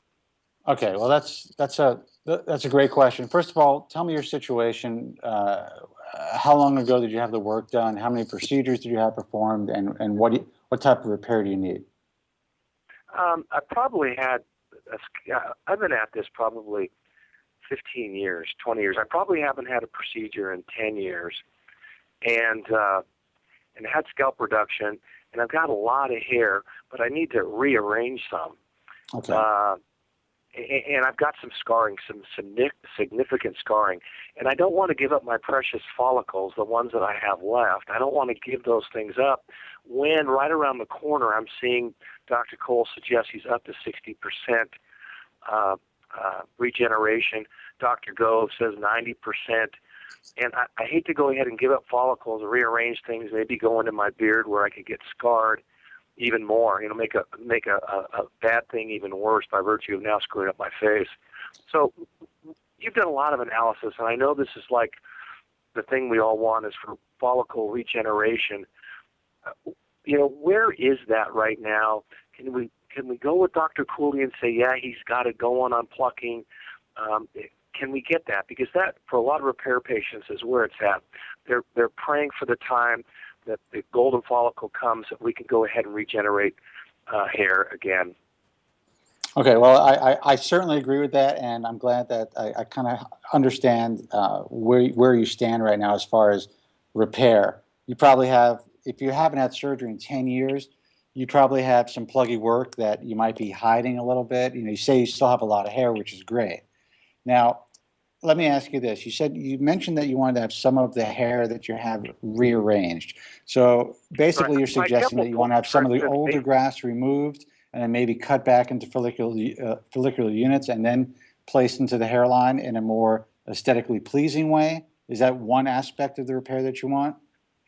Years ago when they did plugs and things like that, then they went ahead and they did minis and micros, and so it's pretty much the hairline's not the issue. But at the time, they weren't doing temple points. So I have temple points. I have remainder of a balance, a scar from the scalp reduction that could be, because it's too low at this point in time, I've got to cover it up. And that would be helpful if at least we could take the bottom inch of that scar. And then obviously I've got significant scarring on my head because of the strips, the multiple strips that I've done. And let me ask you, so as far as cosmetically, where do you stand right now? Do you wear concealers? Are you able to conceal the scarring? Exactly. Wearing concealers on my crown, and then pretty much just in my crown area. And that seems to be very useful if I want to go to the trouble of going ahead and doing that all the time. Right. Geez, is there going to be a day where we can actually get away with just going out into the public and not have to wear a concealer? Listen, nice. Dude, I hope so, and that's what we're hoping for. I believe that there will be. Right now, that's how I live my life, and it makes me comfortable. I feel more comfortable in my own skin with that little added boost of confidence. As men, for whatever reason, we're not allowed to admit that we are doing something to enhance our appearance or to try to, maintain the appearance that we feel comfortable with. Women do it all the time, but that's another issue. But to get to your question, there's a lot of hype online. I took the time to interview Dr. Go because we've been hearing about his work since I started in this industry more than 14 years ago. To this day, I still have not seen any definitive evidence that Dr. Go is doing what he claims he does. Now, there's a lot of great talk. I know that he's performing surgery on some, European celebrities. I know that he's well known on the internet. He's definitely, there's been a buzz created around him, for him, about him, possibly by some people that, might work with him. I don't know if that's the case. But at this point, I haven't seen what he claims he's doing. And the work that I have seen coming out of his clinic is, just initially it wasn't great in my view. And I think it's evolved to the point where it's, not bad hair transplant work. But to me, it's really nothing to write home about at this point.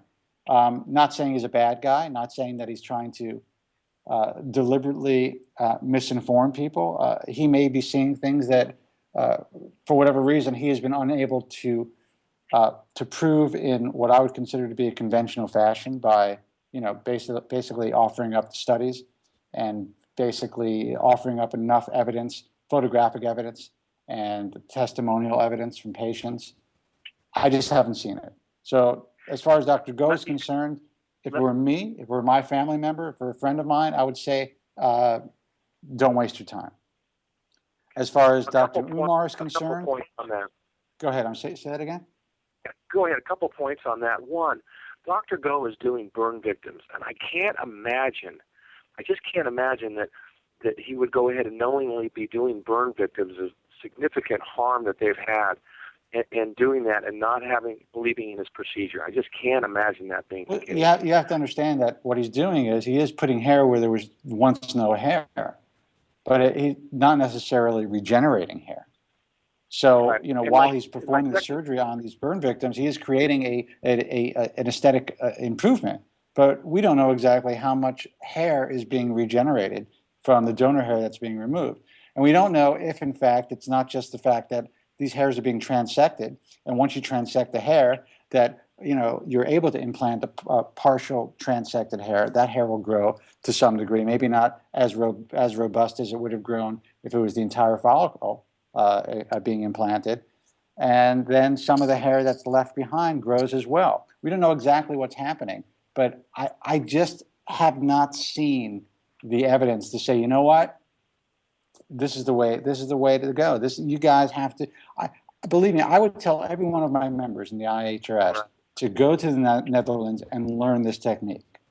Right. And it would be in their best interest to do so, even if it cost them $50,000 to do it, because this would be the holy grail. Everyone would want it. And it would open up doors to guys like yourself and guys who would never even consider surgical hair restoration, especially if the promise of unlimited donor was really there, if it really existed.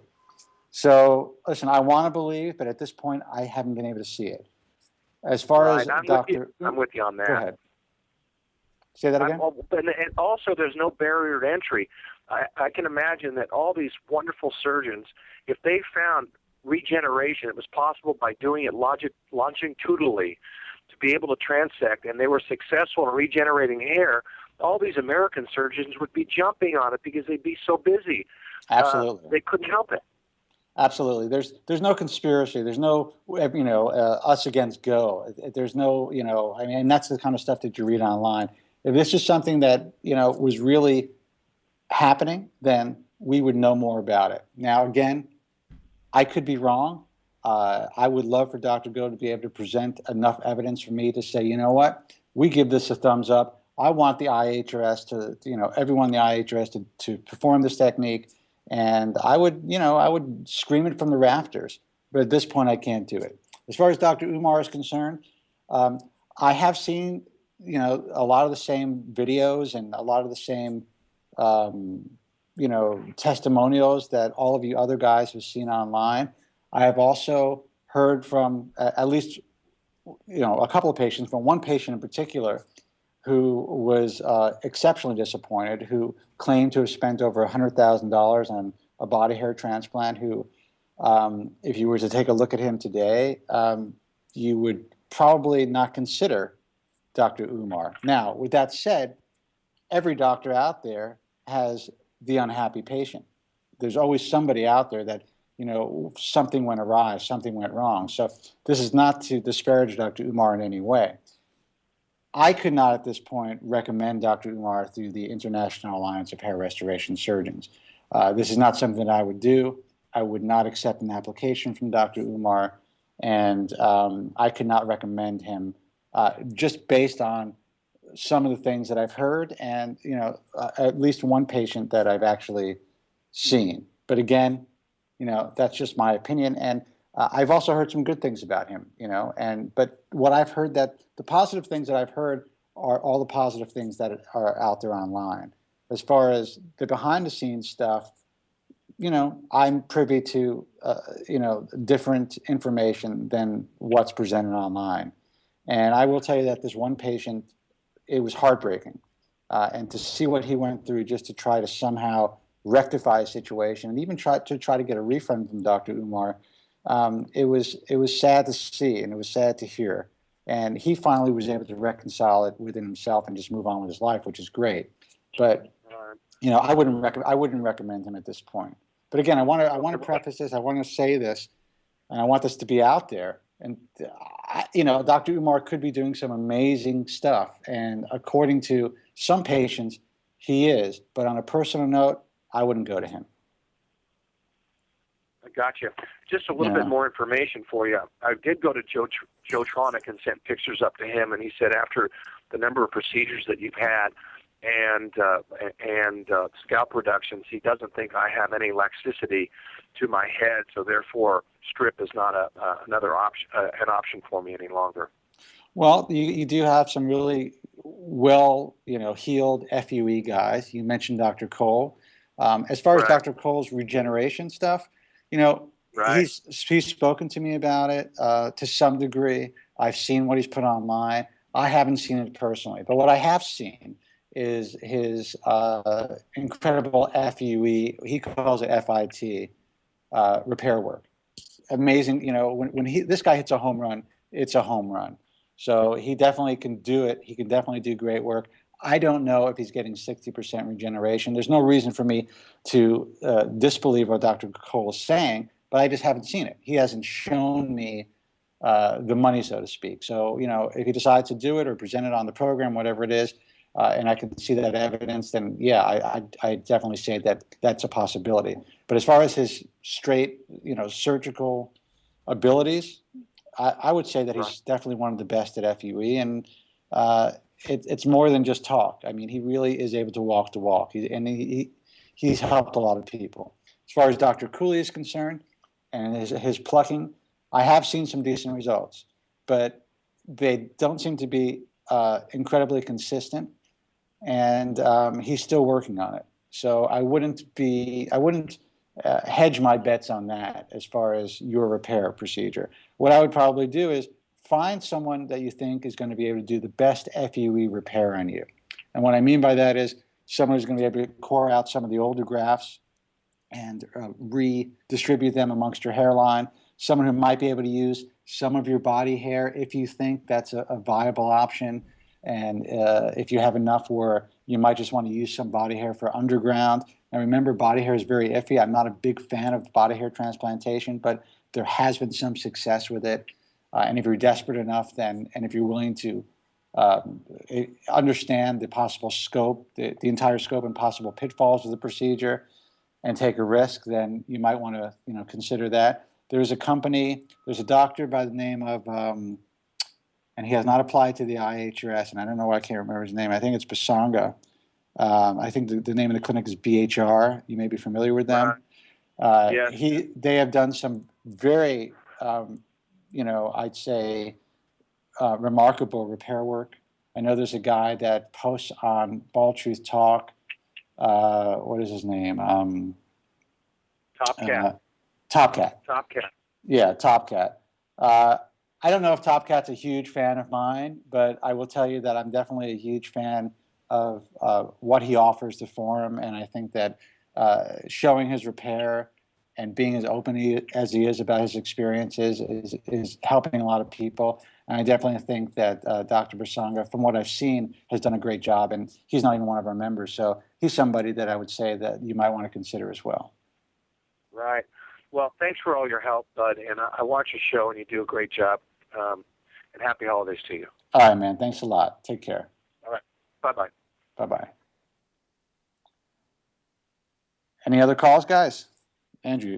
You got George and Joe still online.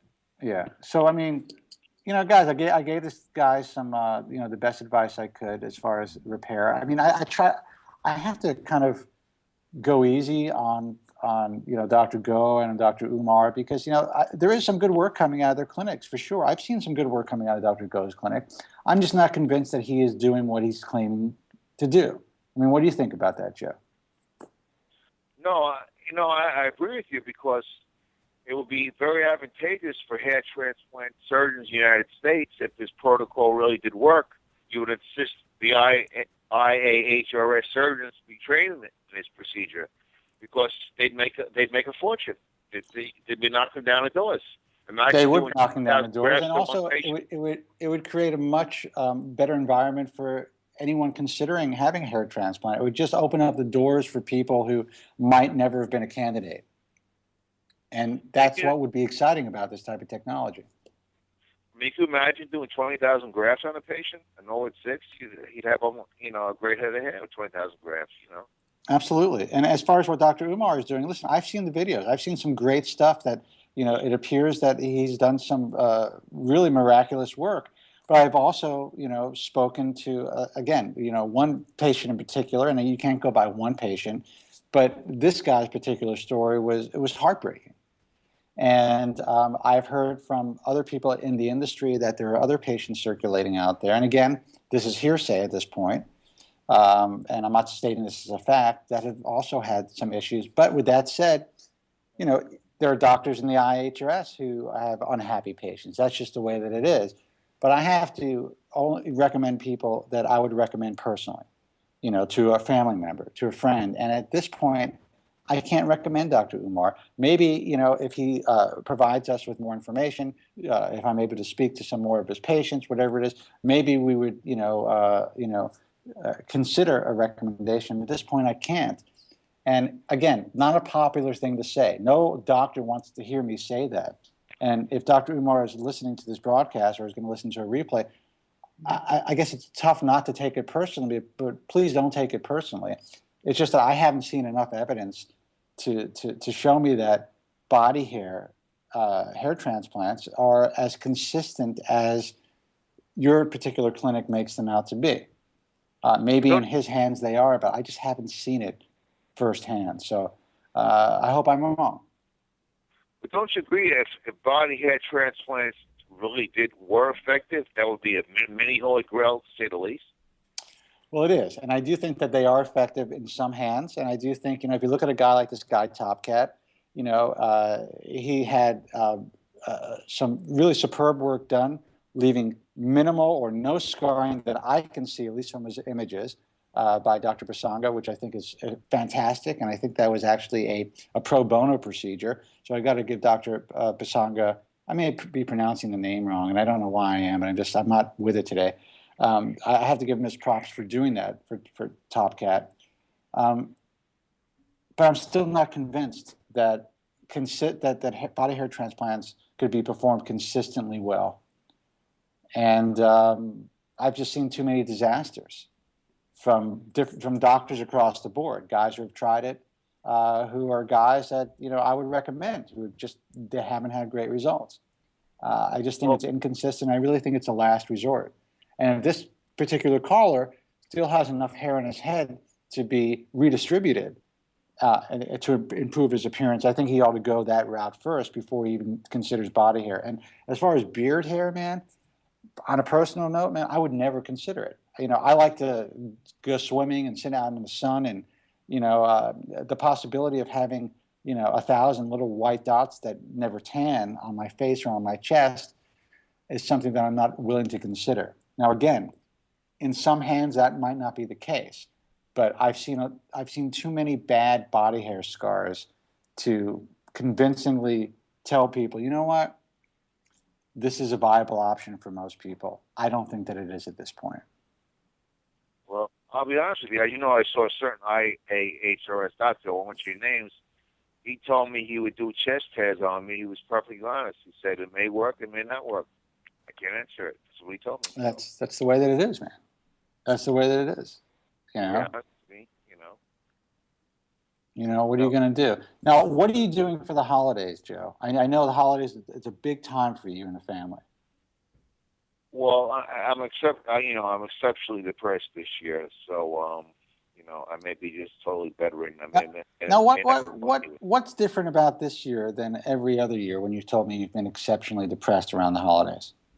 Well, I'll tell you the truth. I was kind of hoping to, last year I made some predictions, and obviously my predictions didn't come true. Here we are. Christmas 2011, we're still bald. So you're admitting that you're not the Nostradamus of hair loss? No, I'm not. I thought we'd be a lot further along than we were, and here we are. Well, I'm giving you this prediction, Joe. I'm going to make this statement. I think we're further along than you realize. Yes, we are further along. Yes, we are further along than you even realize, than most people realize, and I do believe that there's going to be a lot of happy people out there in the coming years. That's all I have to say. Sooner than most guys think. I really believe that. But unfortunately, most hair loss sufferers will still be wearing the Santa Claus hats this Christmas. That's true. But you know what I want you guys to understand? Not every hair loss sufferer has to be miserable. There's different degrees. There's different degrees of unhappiness. I think Marcus said it. It said it right, and I think it was just very well put.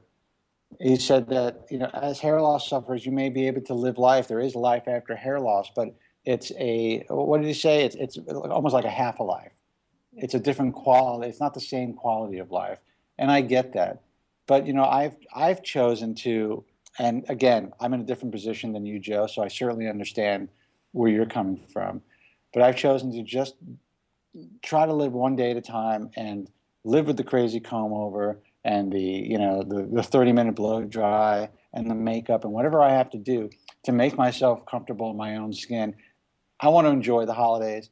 I want to enjoy the time that I have left with my father, that's not easy, believe me. I really have to be zen to enjoy time with my father.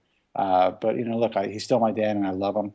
And I want to try to just, live life the best that I can.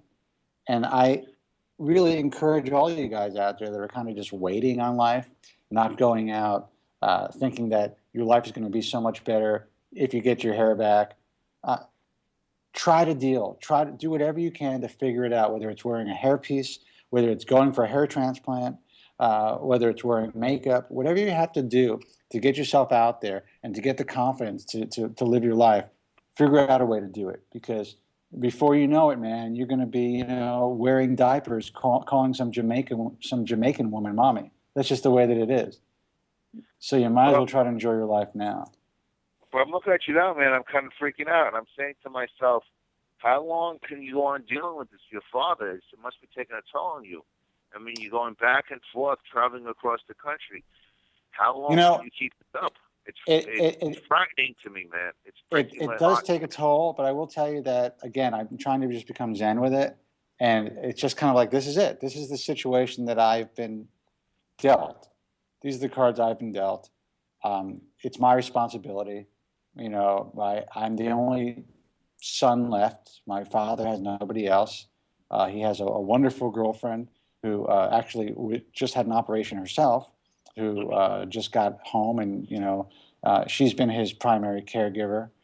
I think my father is very fortunate, have her, and obviously to have me. But I just try not to let the stress get to me, and that's it, you know. And every once in a while, I have a drink. I'm worried. That's what you got to do. Looking at you now is breaking my heart. You're what? I'm looking at you right now. I'm actually looking at you. I stole my daughter's laptop. She's not home tonight. Well, dude, it shouldn't break your heart, man. This is life. This is what we all have to deal with at some point. It's just the way that it is. It's the way that it is, man. You know, and no matter what life throws at you, you have to deal with it in the best way you can. But I'm not trying to freak you out, man. But it's go on for the next 5 to 10 years. Well, no, I mean, there's going to be certain measures that are going to have to be taken. That's just the way that it is. But you know, right now it's been difficult. But you know, I wanted to make sure, like especially tonight, that I was able to get the program out there for you guys, and let you know that everything's okay, that I'm still here, and you know, I'm going to say goodnight to my friend Carl. Good night, Carl, man. Take care. All right, feel better. My father's girlfriend's son was here. And I just want you guys to understand that, you know, there's life after hair loss. There's life after what I'm going through. There's life after what we all go through. You just have to kind of come to grips with that and realize that it's not the movies. You know, life is not what's portrayed in the movies. Sometimes it is for a short period of time. You got to enjoy yourself, have small, you know, times of joy and happiness, and go out and party and enjoy talking to people and, you know, doing some good in life. But all the while, you have to worry about making a living and all that stuff. So you just have to try to figure out a way to deal. And everyone does it differently. And, you know, I'm just trying to be zen with it. What can I tell you? I can't just sit there and say, woe is me, and, oh, my God, why was I dealt these cards, and why is all this on my shoulders? And, you know, you got to be a man and just deal with it. Well, I'm looking at you now, man. You look very young. You look very handsome. And you have beautiful teeth. And you have a beautiful face, man. I'm looking at you right now. I'm really amazed by your appearance. Well, that's and great head of hair. Nevertheless, I don't have to say that. I appreciate that. For whatever reason, the lighting helps and makes me look a lot less gray. My hair is pretty gray in person, so I probably don't look quite as young. But that's very nice to hear. You know, I'm a 46-year-old dude with the weight of the world on my shoulders. So I appreciate that. Well, when I see you in person, I might have a different opinion, though. But you know. Yeah, well, I'm just kidding. Do me a favor, keep it to yourself, all right? I'm making a joke. I'm just kidding. And by the way, I remember I just say one thing quickly. The millions of people viewing this now, I want to thank Andrew Ziering on behalf of all the hair loss sufferers for making this possible. Well, thank you, Joe. Yeah, well, first of all, pronounce his name correctly. It's Andrew Ziering. Andrew is Ziering. I don't expect them to be lucid at almost 10 o'clock on a Sunday, Spence. No, but I want to thank Andrew Ziering. And you know what? And I did not promote the guys from Queens Network, GFQ Network at all tonight. You know, I'm kind of thrown off just looking into a computer and just with a headset. It's really odd trying to do the program. You got one last caller if you want to take it. All right. All right. Maybe it's Marcus or there you DJ. Go. Let's see who it is. Hey, you're on the air. Who's this? Hey, caller, you're on the air. Who's this? Brethren of the Circle, how you doing? Marcus, what's happening, man? Marcus. I had to check back because I heard there was a mark on. It just sounded, hey, it was a little bit unfair, you know? Well, I'm glad you're here, man. What's going on? Oh, it's been an exasperating autumn. I tell you, I don't know if life can go any lower.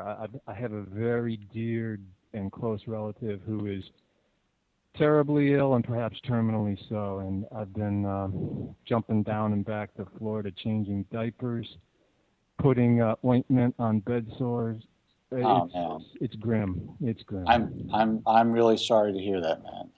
I understand what you're going through. You're good. Now, who is this to you? I mean, are you comfortable enough to say who it is? Yeah, it's my sister. Your sister. Well, God bless you, man. God bless you. I'm so sorry to hear. How old is she? She's almost 60, and she's She's my right-hand man, really, because she's also run my business affairs, and it's just wiping me out on all sorts of fronts. Furthermore, despite the fact with health insurance, you're still on the hook for 20%, and hey, the bills are enormous. I'm so sorry, dude. What happened? Can you talk about it? What's going on? Yeah, it was a double whammy. She suffered a stroke, and she has an underlying blood disorder of leukemia. It's horrible. God. It's horrible. I'm so sorry. I'm so sorry, man. You'll be in my prayers, man. Thank you. In terms of the bald news, I got to tell you, it doesn't get any better there either. Because check this out. Let me do the clinical stuff, and then I'll do some of the fun social stuff if we have a few minutes. I know you want to get out of here at 10 o'clock. No. So we got 4 minutes. Let's go speed balding, all right? Here's how it goes. As you know, I've been a big proponent of PRP when I took the injection. Sometime around the 4th month, beginning in the 4th month, and lasting for almost 6 weeks, I had a terrible shed that I have not experienced in a decade or so. Wow. And I called, it unnerved me to no end. I got to tell you, boy, did it ever. Because I have, no ground to lose, and yet I was losing ground. Sure. And sure enough, I've been in contact with Dr. Greco, and he claims, he believes he has seen some shedding at the early stages of this 6-month period, because he believes that people should be taking these injections every 6 months. He says sometimes I see it in the first couple of weeks or the first month, but that's it. So that has given me pause to do a second round. And as you know, Spence, I thought this stuff was quite good, at least cosmetically. Well, but how many months after the initial injections did you have your shed? About 4 months into it. Yeah, I mean, listen. I guess anything's possible, but like Joe told you, I have seen some initial shedding, but that seems pretty rare too. I mean, a couple of patients that have contacted us. I've never seen it 4 months out, but it makes sense if there's some sort of trauma or something that affected your anagen hairs for them to shed after 90 days or whatever. But I don't know. I mean, I haven't heard of that with PRP. I'm mystified because I want to do another one, and yet it's given me pause. Well, but your initial response was positive. You thought that you saw a improvement in the overall quality of your hair and maybe some regrowth. Is that what you said? No, I don't want to say any regrowth, but I must say it felt like I had a hair lift. It just gave that's a exactly, nice yeah, that's little. Right. That's what you said. It just gave a nice little plump, poof to the hair. It was good. It gave it some volume and some better texture. It was excellent. Right. And then when the shedding started, and I got to tell you, man, when you start seeing, the comb just clotted with hair, it's devastating. I know. It's bad. I know. Now, let me ask you. I mean, is there anything else, any other changes in your life besides, the stress of your sister, or I'm not saying that was the cause of it, but my any sister other changes in medication? predated that. My sister predated that, and in fact, one of the reasons I was down in Florida to see Dr. Greco, because that was at the initial stage of my sister's demise. Wow. So, and by then, and she and I, we've had conversations. We've had, this is a girl who taught me how to swim, both literally and figuratively. When I was a, 5-year-old, 6-year-old, and she also taught me how to navigate, the world when I became an adult. So, but we've had the conversation in terms of, hey, I've had to act. I hate to put it in this callous term, but I've had to act as if she's already been dead. I understand. Because in essence, I have lost her. Right. Furthermore, that. we've even gone beyond that because she's at a point in her life now where she wants out. I mean, it's hard. Hospitals can keep you alive today well beyond your ability to live. That's right. That's right. That's heartbreaking, and I can't even imagine what the conversations were like. And, part of me is I lost my brother. I didn't have the opportunity to say goodbye to my brother. I didn't have the opportunity to maybe have some of the conversations that you're having with your sister. But the truth of the matter is, I mean, who's better off? My brother just went out. I didn't even know what happened.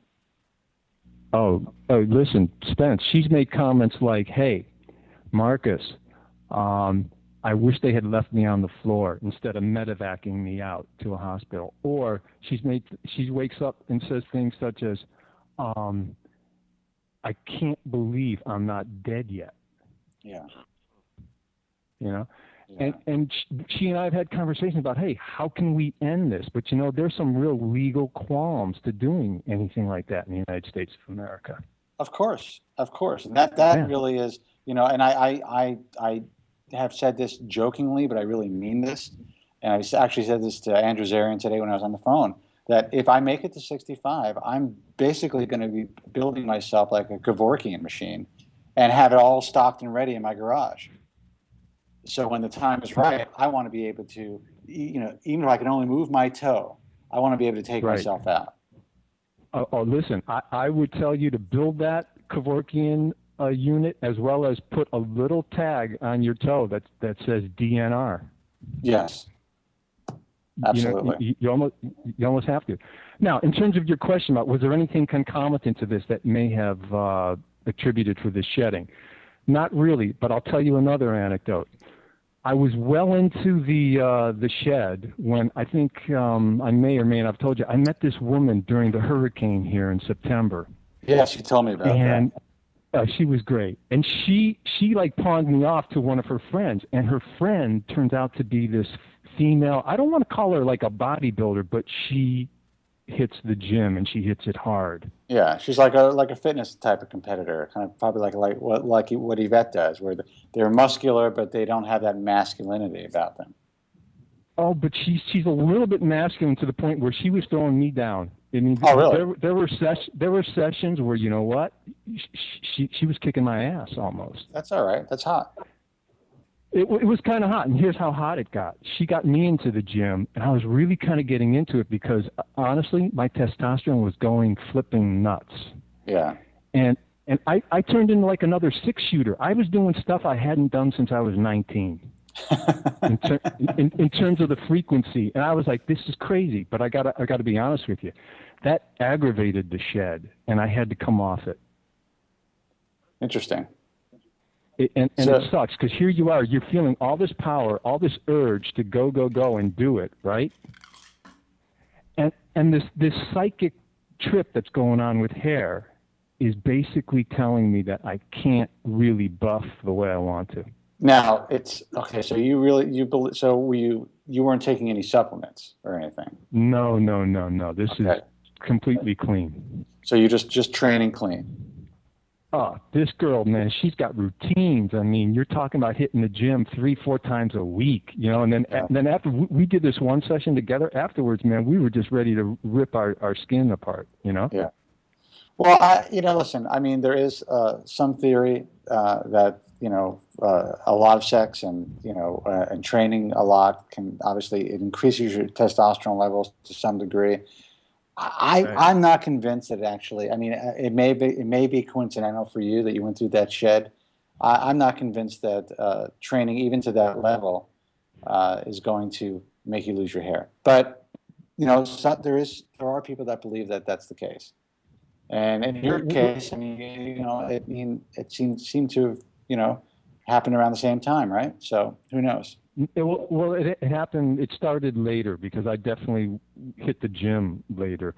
Right. And all I can say right now is, things are very stable. So, the shedding is minimal to zero, and I'm not going as crazy in the gym. But the other aspect is this, it's not just the gym work and lifting weights. These people are very, very disciplined about their diets as well, and they're taking a lot of protein. They're just taking a lot of goods in, and they're taking also quite a bit of dextrose and glucose. So your sugar levels are way up. Right, and what's happening is you actually, and it's interesting that you said that. That's why I asked if you're taking any supplements.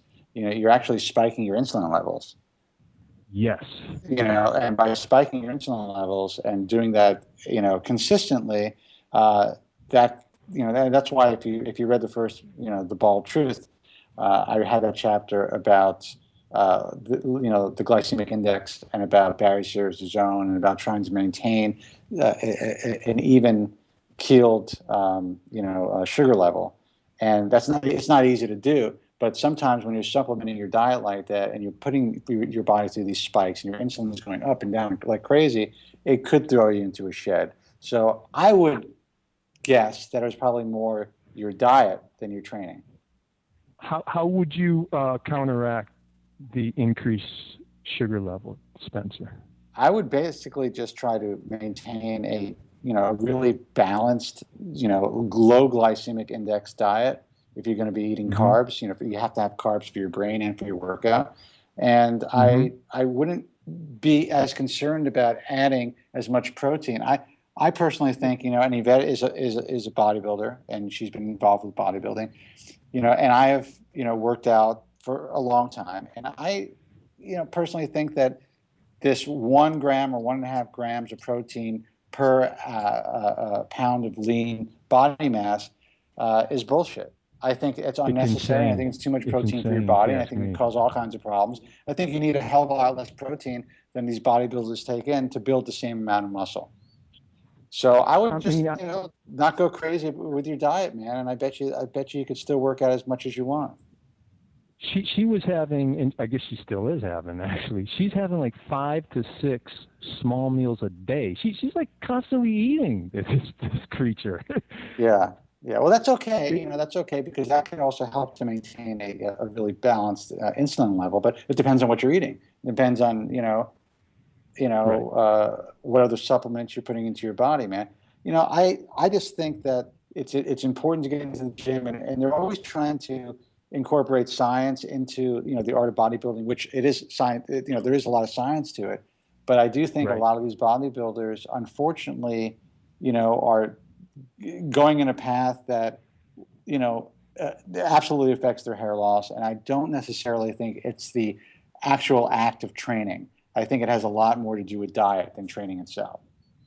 I agree, because whenever I ingest a lot of sugar, whether it's raw cane sugar or whatever else is readily convertible into sugars, like unrefined carbohydrates, or rather refined carbohydrates. Refined, yeah.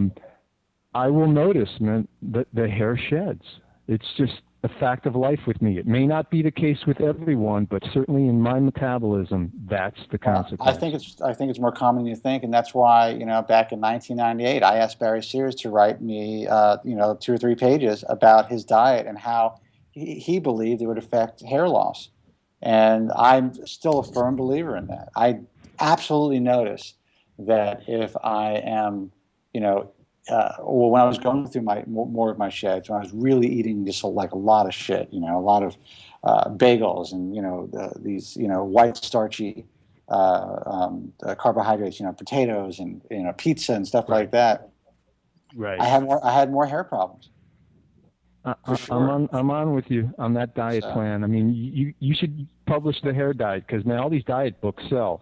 Lastly, since we have George on the program earlier today, I'm wondering, George, is there any update on the omega-7 sea buckthorn as well?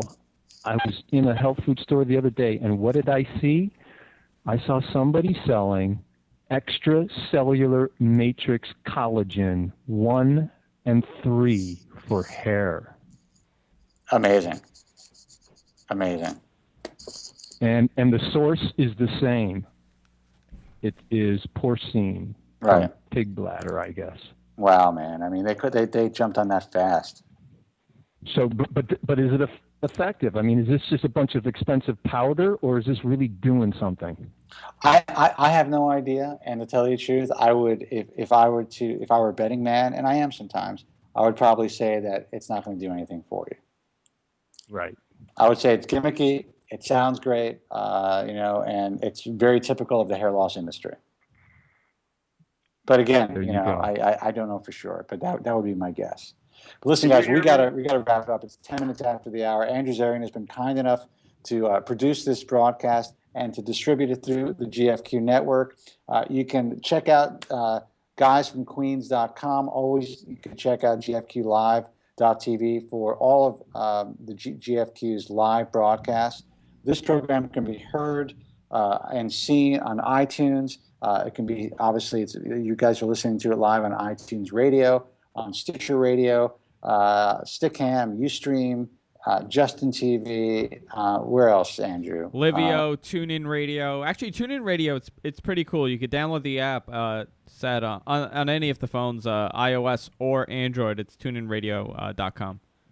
Yeah, so, I mean, the Bald Truth is growing exponentially online, and I have to thank Andrew Zarian and the GFQ Network for making that happen. I'm really glad that we got together and they offered to syndicate the show online. So, Andrew, thank you, for the great job that you do. And I want to thank you for, I basically took 2 weeks off because I couldn't do the broadcast. You ran the replay for us, and, you gave people the opportunity to, still see the show. So I want to thank you for that. Anytime. All right, guys, listen. Happy holidays. Marcus, great hearing from you. George, always a pleasure, man. Good luck with everything. And Marcus, God bless your sister, man. I'll pray for you guys. I'm sorry. Thanks much. Thanks much. Likewise, I'll do the same for your dad. Merry Christmas to everybody. I hope in 2012 I'll be on the show more often because I know I've been a bit neglecting the situation. But, hey, I miss all of you. We miss you, and it's always great to have you on. And Joe from Staten Island, as always, it's a pleasure to have you on the show. Can I say one quick thing? Have the Bald Truth give Andrew Zarian a nice Christmas bonus because he deserves it, man. Thanks, Joe. Andrew's a good guy, man. You're right about that. And Johny, Ohio, and everyone else you called. What is that? Tony from Philly and all the other guys that called in. I'm sorry, I forget everyone who called in. Happy holidays, and I wish you the best. And remember, there is life after hair loss. You just have to be careful out there. Check out the websites, thebaldtruth.com. Join the message forum, baldtruthtalk.com. If you're a woman dealing with hair loss, please check out womenshairlossproject.com. Until next time, be strong and God bless. Swell job. And I'd like to thank all of my guests today. They did a swell job in showing us how easy it is so that we can really do it. If I can do it, they can do it, you can do it. Bye-bye for now.